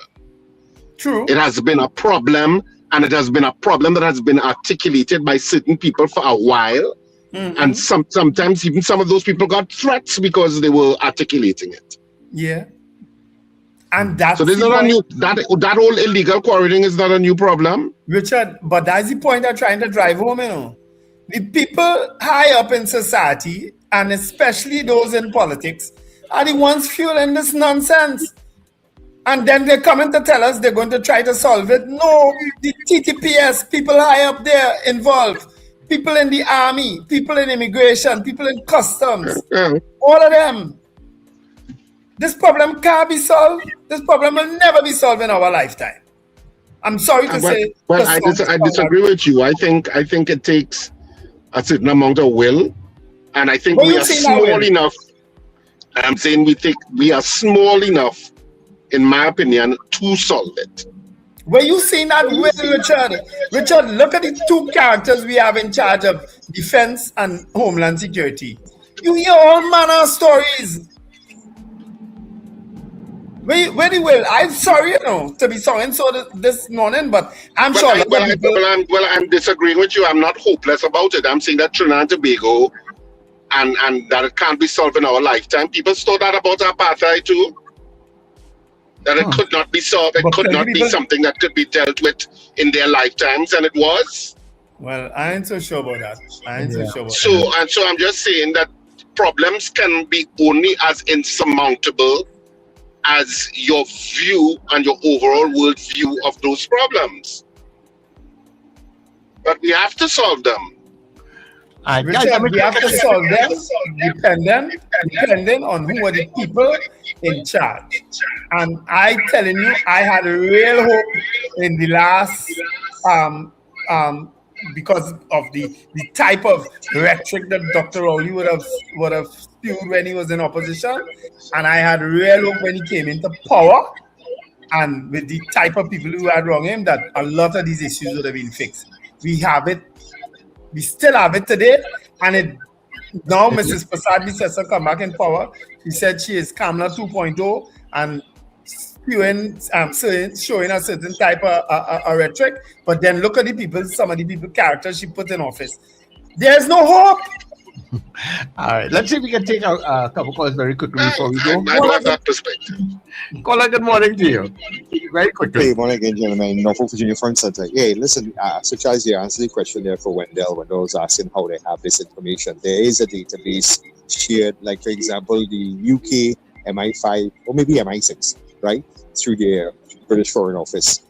With their embassy base here, the data is there from not just the police service, but even prisons and other agencies, right? Yeah, and they could come up with those numbers. Matter of fact, the CIA too, they gather this information. That info is there. Once an arrest is made, investigations take place, data is there, and don't forget Interpol. So the information, you can't scuff with it. The data is definitely available. Okay? All right. Thanks, guys. Cheers. Yeah, because every time they arrest somebody, maybe they might be, I from so-and-so, I just represent so-and-so, you know. But put people in office who you know for sure will do the job, not who already compromised. That's what, and Scorpion Pepper, I agree with you, it does take political will, but you seen anything coming from these politicians? Huh? You seen any effort really being made by these politicians to fix it? Anyhow, guys, we are at 9 o'clock. So as we go, Richard. Yep. So don't forget that Scandal and Cedros is on this weekend at Queen's Hall. And of course, tickets are available for this weekend, Saturday at 8:30, Sunday at 6:30. Tickets available at the Queen's Hall box office, which opens in an hour's time. It opens from 10 a.m. to 6 p.m. daily.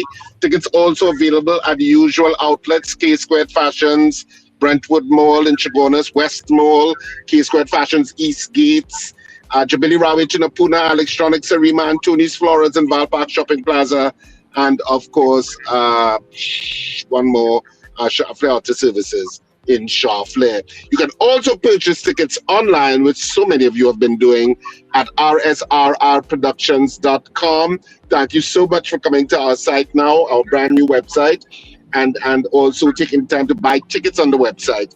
rsrrproductions.com. If you haven't checked it out, you can do so, and you can see how easy it is to purchase tickets on that line. And yes, you can use your regular local debit card to purchase tickets on our site. You don't have to have a credit card. And of course, you can also use a credit card if you have one. You can purchase tickets that way.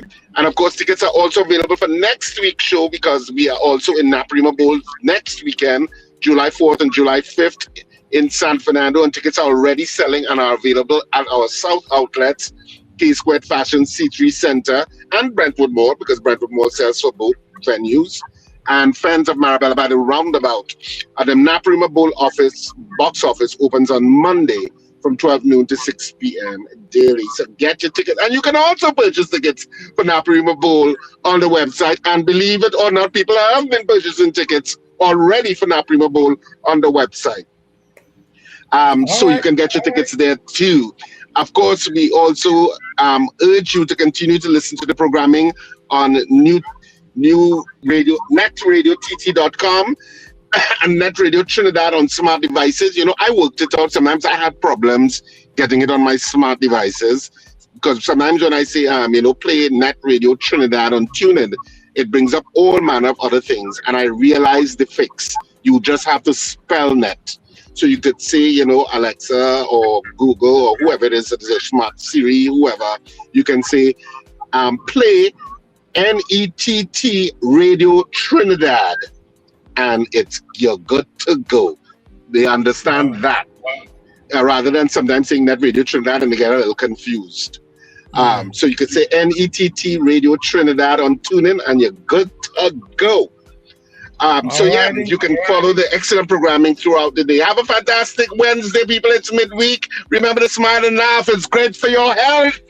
All right, folks, have a wonderful day. Remember to let go and let God. Don't forget downtown Port of Spain. If you can avoid it this morning, please do. All right, take care. Bye-bye. Yep. And this has been The Breakfast Show. Get up, it's the time to start the day. The Breakfast Show is here. We bring in the soca way. Yeah, yeah, yeah, yeah, yeah, yeah, yeah. Yeah, yeah, yeah, yeah, yeah, yeah, yeah. Wake up, it's a brand new dawn. The Breakfast Show got the vibes turned on. From Morocco's Bay to the Savannah line. Let's start the day in Caribbean prime. Oh, good vibes rolling through the air. The Breakfast Show and